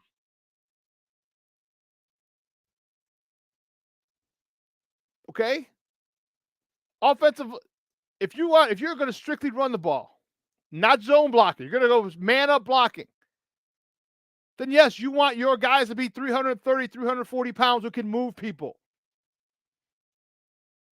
That doesn't mean that a 340-pound guy is going to do good in a zone blocking scheme where you got to get on a 45 track and run. See what I mean? Great player, doesn't fit the system. If you have a big wide receiver, who's not fragile, but you put him in a slot coming across the middle, or who's fragile, you put him in a slot coming across the middle to get, that's not what you want.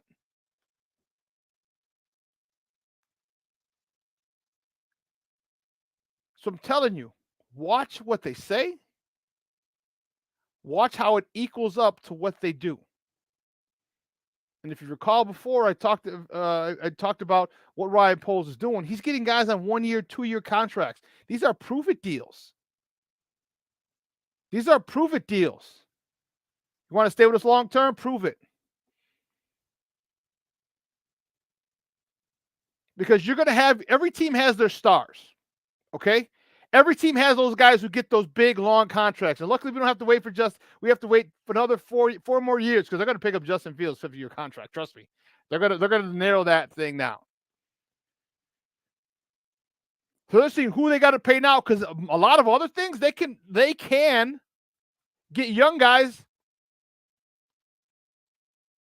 to fit the bill at a much cheaper cost. At a much cheaper cost. And guys, don't forget, this is a business. I know we're Bears fans. I know we want Super Bowls. I know we want this. But for them, it is still a business. It's profits and losses. How can I win with the smallest payroll? How can I do that? I got to pay my quarterback. Going to have to pay a stud. Roquan's going to get paid. Unless they get another superstar, like super, like almost deadlock Hall of Famer type players, you might not see another huge contract from someone that they draft. And if they do see somebody, they might do what the White Sox do. They might get them early and say, boom, let's get you locked up here. Don't worry about your other, especially if you're a third rounder, a sixth rounder. If you're a third rounder and you get a 4-year deal, 16 mil, 8, guarantee, something like that, you're like, whoa.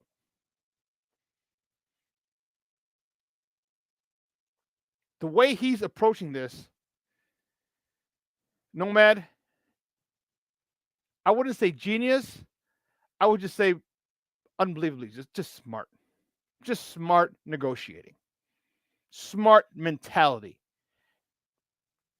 All right. When you, talent fits the scheme and the culture. That's it, man. That's exactly what it is you need.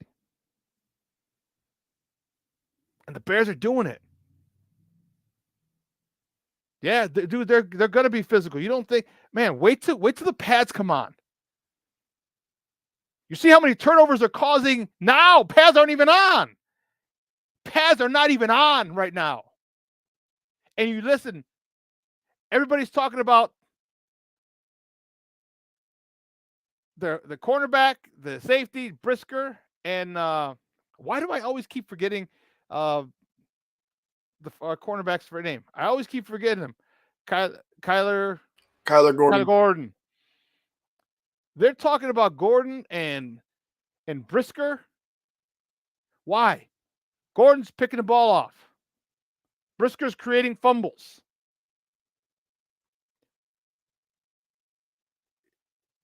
Those are leaders. You know why? You know what that does to our wide receivers? It makes them weary and leery about ball protection, ball security. Because if you have that all the time at your practice, in your drills, in your inside zone, in your 7-on-7, in your building, you have guys who are going to knock the ball out every time. You could be jogging back. We would have guys jog back to the huddle, and some of my defensive guys would knock it out. Ball security. Plays over. You're just going back. Ball security. It puts that in the forefront of their mind. It's annoying as shit. The offensive players will get pissed.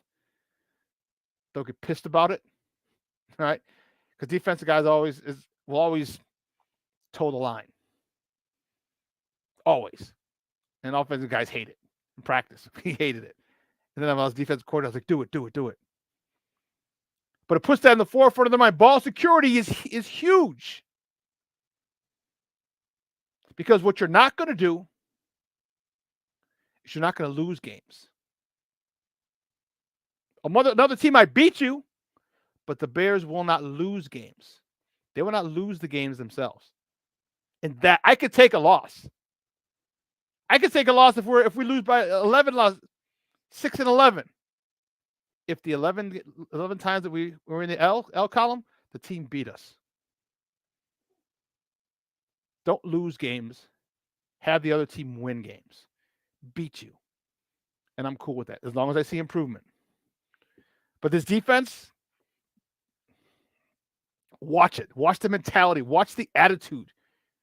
Watch the excitement that they're going to play with.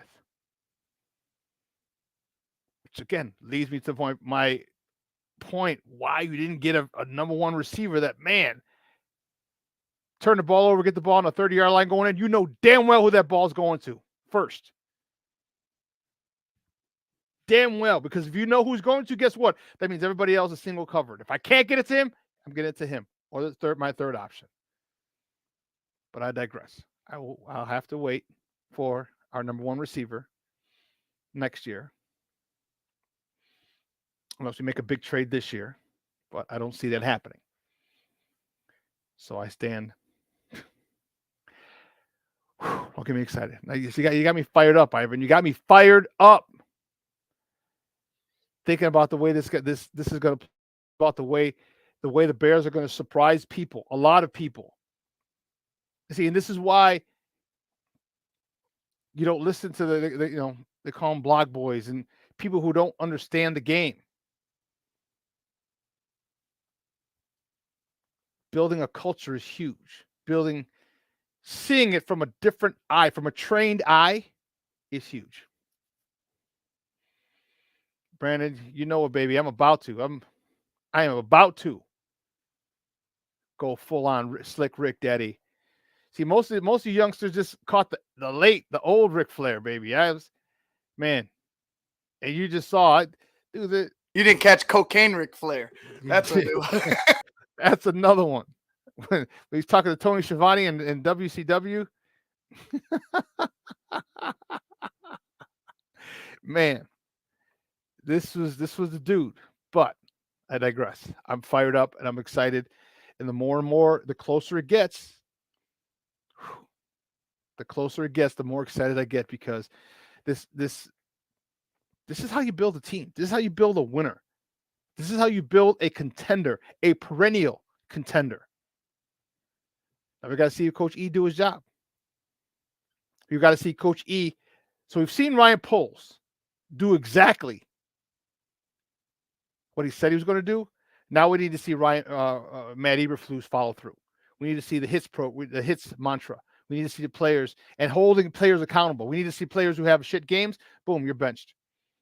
Okay, or you get a talking to, or you get it, or you know what? I got even one better. Brad Mustard taped his fingers like Ric Flair, like I did, and he wore a Ric Flair T-shirt under his pads. Brad Mustard did, yes. But here's one better: have Eberflus call you out. And you know what? That was a blown coverage. The cornerback. Jalen Johnson or Kyler Gordon, I was about to say Kyle Fuller. Kyler Gordon, he messed up. He made a mistake. He took the wrong read, but you know what? We'll work on that. Call players out.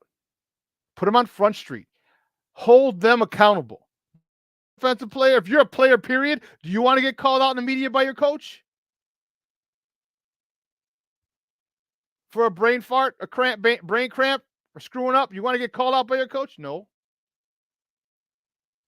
If he does call you out, I can guarantee you're going to do everything in your power not to be called out again. The Jaquan Brisker, no man, I think you're right with that. Here's the thing. I posted on Facebook. If you guys follow me on Facebook, go to my page and go back a couple of things. And I posted a thing of Ray Lewis. I forgot who the tight end was. And Ray Lewis comes across and just decapitates dude. Tight end comes across the middle. He led with the shoulder. He hit his shoulder into the chest of the tight end. The tight end, his feet come flying up off the ground. The top of his back hits the ground first.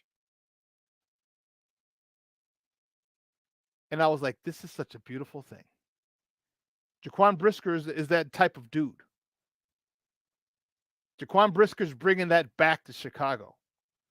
Obviously, we haven't seen it because they're just in helmets. But just watch. You watch the tape at Penn State. You watch Kyler Gordon's tape at Washington. He's not afraid to bring the bone. He's not. And that's what I like. Because all this helps Justin Fields. All this, the running game, the offensive line dominating people. Brandon, stop it. You're getting me fired to freak up, dog. Don't be talking about snot bubbles. Don't be talking about snot bubbles, baby. Don't do it. Whenever you hit somebody and you see us out, you're like, yeah. That's when you start talking mad stuff. When you hit somebody and they got a snot bubble, yeah. Because here's the thing. They know it. They know it. So, listen, we got to take a quick break because I got to calm down, dude. I got to drink some more water. I got to pour water on my face because I'm fired up talking about this. What it's going to be this fall in Chicago on the lakefront. It's going to be something to behold. But all right, we got to finish up because we're going to have the last break of the show. It's the home stretch and more sports conversation on the other side. Keep it locked right here, guys. Shawn and Maya in the morning on Sports Zone Chicago. AutomotiveMap.com presents the Sports Flash on the Sports Zone Chicago. The Blue Jays nipped the White Sox 6-5 on Tuesday. Alejandro Kirk hit a pair of 2-run homers. Kevin Gausman pitched 5 innings to win his second straight start. Andrew Vaughn homered and had 4 hits and 2 RBI for the White Sox, who begin a stretch without all-star shortstop Tim Anderson. He's expected to miss at least 3 weeks after straining his right groin in Sunday's win over the Cubs. If it's fair, it's going to leave the yard. And the Cubs have the lead. Patrick Wisdom with a long home run. The call on the Cubs Radio Network, 8-7 the win over the Brewers Tuesday. Patrick Wisdom with a tie-breaking solo homer in the 8th. Wilson Contreras and P.J. Higgins also went deep. David Robertson worked the 9th for his 7th save. The Bears will hold their final round of OTA workouts June 6th, 7th, and 9th. Mandatory minicamp June 14th to 16th. For lightning fast sports updates, download the Score app. It's free and one of the most popular sports apps in North America. I'm Chuck Sanders. That's the Sports Flash on the Sports Zone Chicago. Welcome to Allstate, where you can save just by being you. DriveWise in the Allstate mobile app gives you personalized driving feedback, and by adding it to your policy, you can save for driving safe just by being yourself. Allstate. Here, better protection costs a whole lot less. You're in good hands with Allstate. Click, call, or visit allstate.com to save today. Not available in every state. Savings based on DriveWise and other safe driving discounts. Savings vary. Subject to terms and conditions. Allstate Fire and Casualty Insurance Company and affiliates, Northbrook, Illinois. It's Macy's Ultimate Shopping Event with an extra 25% off summer trends when you use your coupon or Macy's card. Like 30 to 50% off men's suits and blazers, 10 to 50% off fine jewelry for your next standout moment, and style your sanctuary with 50 to 60% off comforter sets. Plus, Macy's Star Rewards members earn on every purchase except gift cards, services, and fees. See Macy's.com/Star Rewards. Savings off regular sale and clearance prices. Exclusions apply.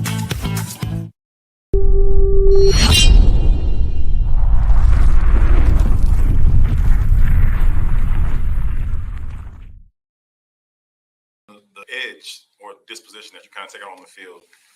Obviously, Jermaine wasn't that much of a fan of it last year. Do you feel like this offensive line is going to be more receptive to that kind of attitude, that kind of nastiness on the field that you tend to bring? I do think that, yeah. What's been shown so far in OTAs, I see the fire, all the fight, and all of the rest of the O-line. So I'm really excited for what's going to be coming up here in a couple months. Is that something that you would take on? Like, would you like to take on that kind of demeanor as the O-line? Like, don't play with us, don't play with my quarterbacks, running backs. Ultimately, yeah. But I don't like to talk about it. I like to do it instead. So it's like a lot of things to be done instead of spoken for. Welcome back to Shawn and Maya in the morning on Sports Zone Chicago. That was our offensive tackle. I don't know if he's left or right yet. Tevin Jenkins. And that was our guy, Herb Howard from the Bigs, asking the questions and kind of, prodding him, leading him leading him down that path. Yeah. No matter, I hope that is. But, hey, Larry Borum's he's nasty too, dog. He's nasty too. All right. You get two guys in there, Tevin Jenkins didn't get as much playing time as Larry Borum, last year. Remember, he was dealing with the injury, coming out with the back injury and whatnot. So, and we saw the nastiness of Larry Borum. Okay, now Larry Borum's in much better shape. Tevin Jenkins is back in shape. They've changed the composition of their bodies. Dude, you know the person we need on this offensive line to fill that right guard spot? Kyle Long. 7 years ago. Kyle Long for 6-7 years ago. That would be the dude to fill that right guard spot, and I would have no worries about this offensive line. Because that's contagious. When you start getting guys who offensive linemen who are nasty, it's contagious. It really is. And, it's an attitude. I'm telling you, I was very fortunate enough to play behind a few O-lines with a few of my teams who were just nasty. Just nasty. Dude, I've heard some of the guys that I play behind, they're like, I heard them. First play of the game. We're running right here. You're going to be my bitch all game long. I'm like, dude, don't tell them we're running. Didn't matter. So, yeah, those are the two. Well, guess what? Guess what starts tomorrow? NBA Finals. Woo, Charlie. I am excited. I'm fired up for this. Boston Celtics versus the Golden State Warriors. We're going coast to coast. My East Coast girl got the Bentley to twirl. My West Coast shorty pushed the Chrome 740. Going East Coast to West Coast. And I'll tell you what, it's going to be a good series. This is going to be a really, really, really good series. Boston has really, really shown me something. Joseph mentioned earlier today, they got the perfect blend of finesse and physicality. Warriors in 6, huh, Nomad? Okay. I want the Warriors to win. I want the Warriors to win, and here's why. It's going to be phenomenal. Marcus Smart is going to be on Steph. But there's a lot of other people besides Steph. There's a lot of other people besides Steph. That's the crazy part. Have you noticed Steph is a lot more animated this year with his shimmies, with his dancing, with his whole bunch of stuff. Steph was more of just a shimmy guy and walk down the court. He's dancing now. You know why? Got his boys back. He got the squad back. He got his squad back and then some.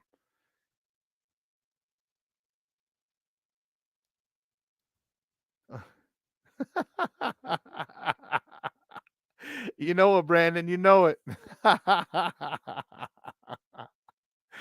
But Steph got his boys back. He got Clay. Clay was gone for a couple years.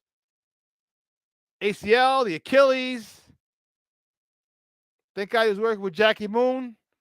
Got his shooting right. If you didn't see that clip, you know what I'm talking about. It's over your head. It's fine. But Draymond's happy that the band is back. And then what did we talk about earlier when Maya and Joseph? Wiggins? How long did it take for this guy to develop? Jordan Poole?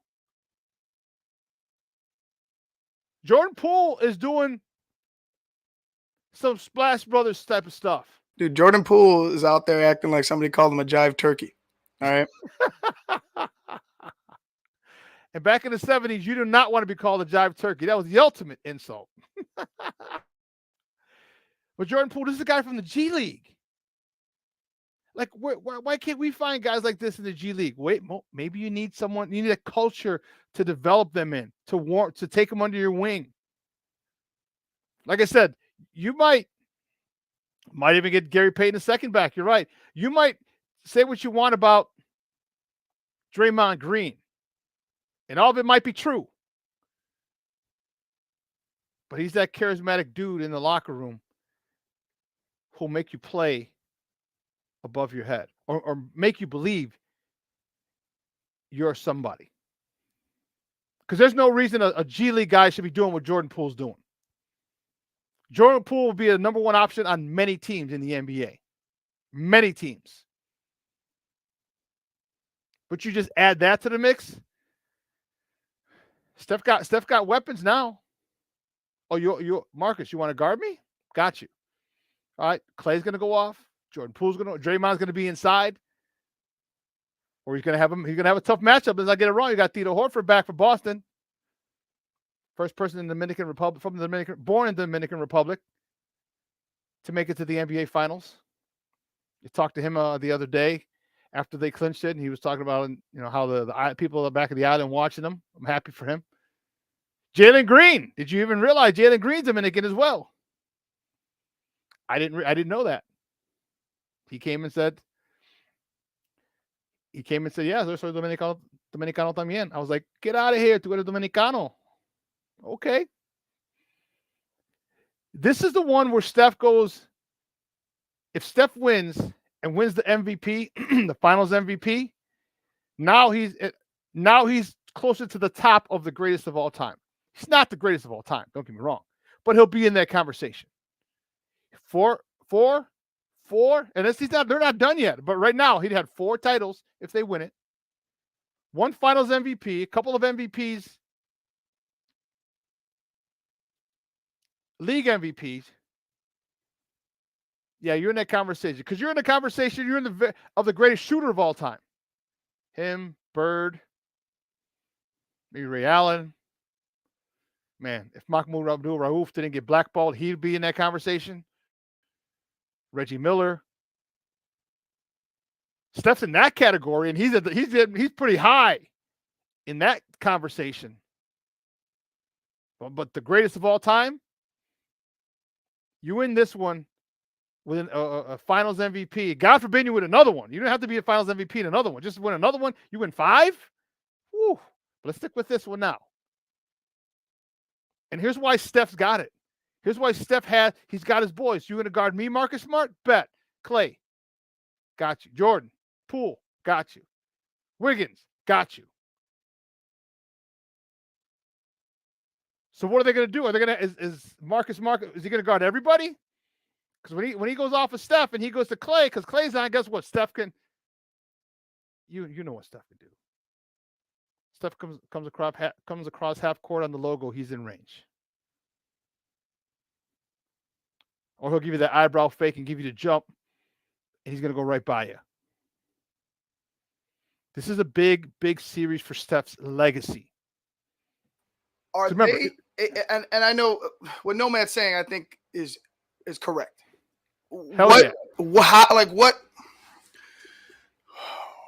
change? Like, do we look at them? I'm trying to compare them. I think maybe what do you think? The Spurs?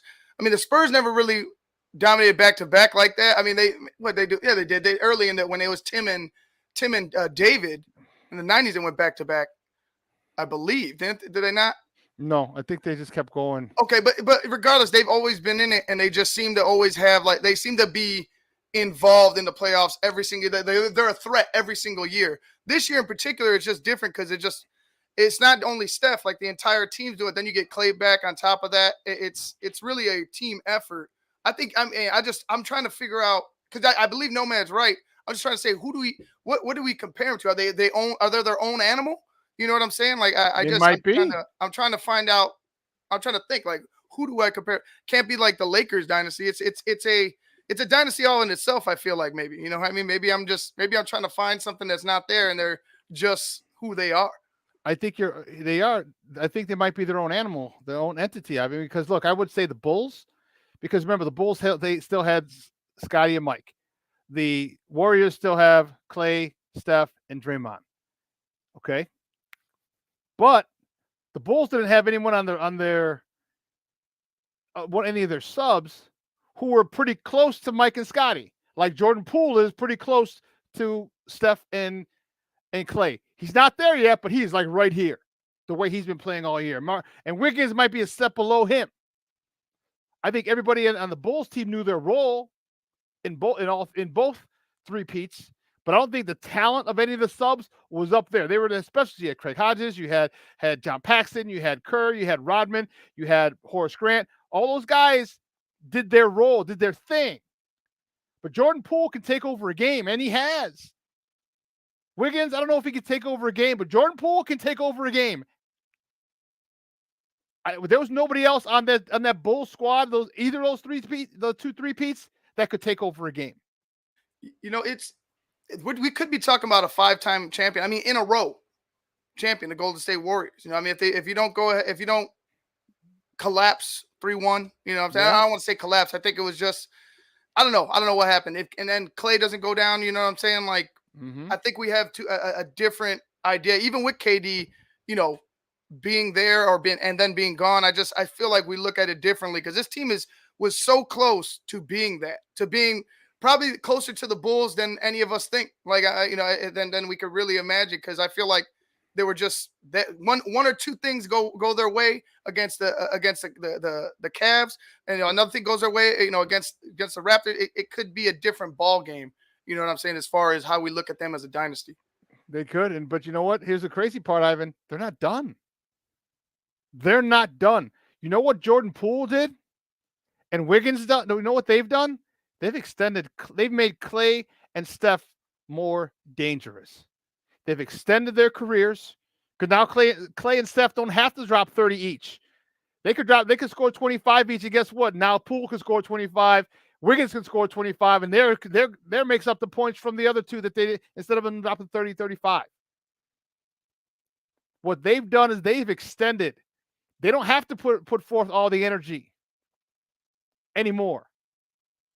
And they're still relatively young. So they're not even done. They scare me because they could have 6 titles. It won't be easy, don't get me wrong.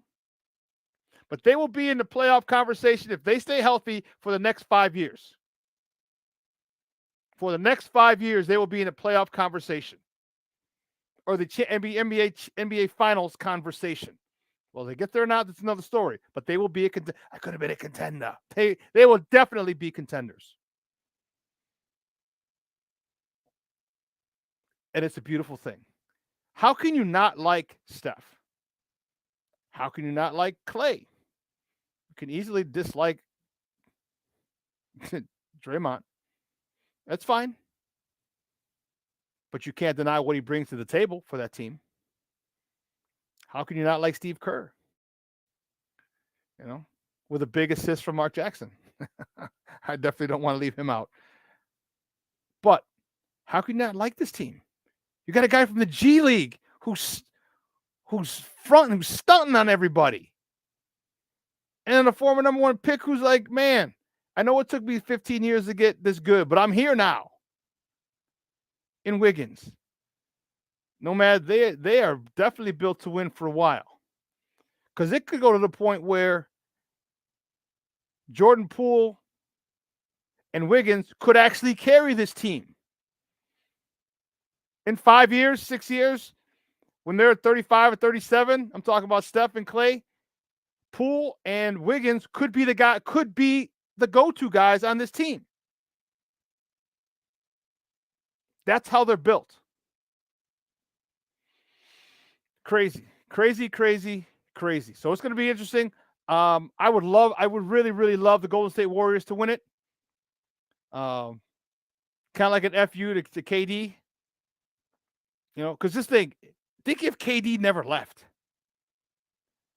See, Steph didn't have to work. KD was trying to prove he's a man. Winning 2 at Finals MVP. Steph's like, cool, I got another ring. Oh, I got a second ring. To go with the one we got before you got here. How much did the talent around him though free him up? You know what I'm saying? Tons. Tons. But that's what Poole does. Exactly. That's what happened to Poole now. That's what's happening to Jordan Poole and Wiggins. Everybody's worried about Steph and Clay, and they're able to do their thing. And damn, they can do their thing pretty damn good. Because you couldn't leave you leave Steph open. Okay, KD's on. You leave KD out. You cover KD. Clay's on. You get double team Clay. Steph's open. Like what the hell? And then KD was the same thing. He's pulling up from 27, 30. Like, dude, you can't do that. How do you guard a guy? You have to literally pick him up from 3/4 court. And that's what I was talking about with Jordan Poole and Wiggins. That's exactly what they're doing to Steph and Clay again. You can't double team everybody. And the way they move the ball, the way they play defense, it's going to be interesting because Boston has that grimy physical defense. And I know we're past 12 o'clock. We give us some bonus time today. That's fine. Because there's no Second City Sports. That's on Friday. Boston plays that tough D, that physical D. They've got athletes. Tito Horford, a little older, but Jason Tatum, Jaylen Brown, Marcus Smart. Okay, this is going to be a battle. Boston had a tough road to the finals. A tough road. They're battle tested. I'm not saying that the Warriors had a tough road. Didn't have a tough road. Their road just was not as tough as Boston's. But they're playing inspired. I'm telling you, watch Steph. I believe Steph is going to make this finals his. And it might not even be game 1. Because I can see Steph saying, okay, let me get Clay involved, Poole involved. Because Poole and Wiggins, they haven't been in the finals. Or was Wiggins in the finals with Cleveland and LeBron? I don't know. I don't remember. But they haven't been integral parts. Get them. Or is Steph going to say, hey, listen, we've been here before. Follow my lead. I can see it going either way with Steph. I can see it going either way. But Boston's hungry, man. They won twice in Miami. It's going to be one hell of a series. Boston's rookie head coach, leads his team to the finals. Great story. Great intensity. Boston's a team that's built like they're going to be here for a minute. It's going to be fun, man. Who do you guys got? Put it in the chat before we leave. Put it in the chat. Who do you got? Warriors in 6, Celtics in 7, Warriors in 5. What do you think? I think I would like the Warriors. I'll take the Warriors in 7. But if it gets to game 7, anything and everything can happen. But I'll tell you what, this will be an exciting series. Man, guys, 3 hours, more than 3 hours has come and gone. Man, we had a phenomenal show. I want to thank Joseph Phillips for joining us again. He's back, baby. Joseph is back. And of course, Maya Kai was able to join us today on this Wednesday. Great sports conversation. And of course, I would be remiss if I didn't thank my man who makes everything run smoothly here at Sports Zone Chicago, my Puerto Rican Swiss Army knife, Ivan Vargas.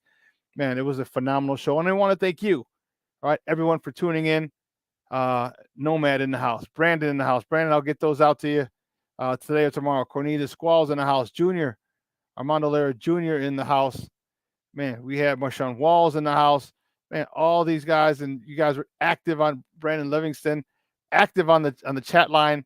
That's what makes this show so great, guys. You know, who was the guy? Shoot, I can't remember. Zach Suleiman.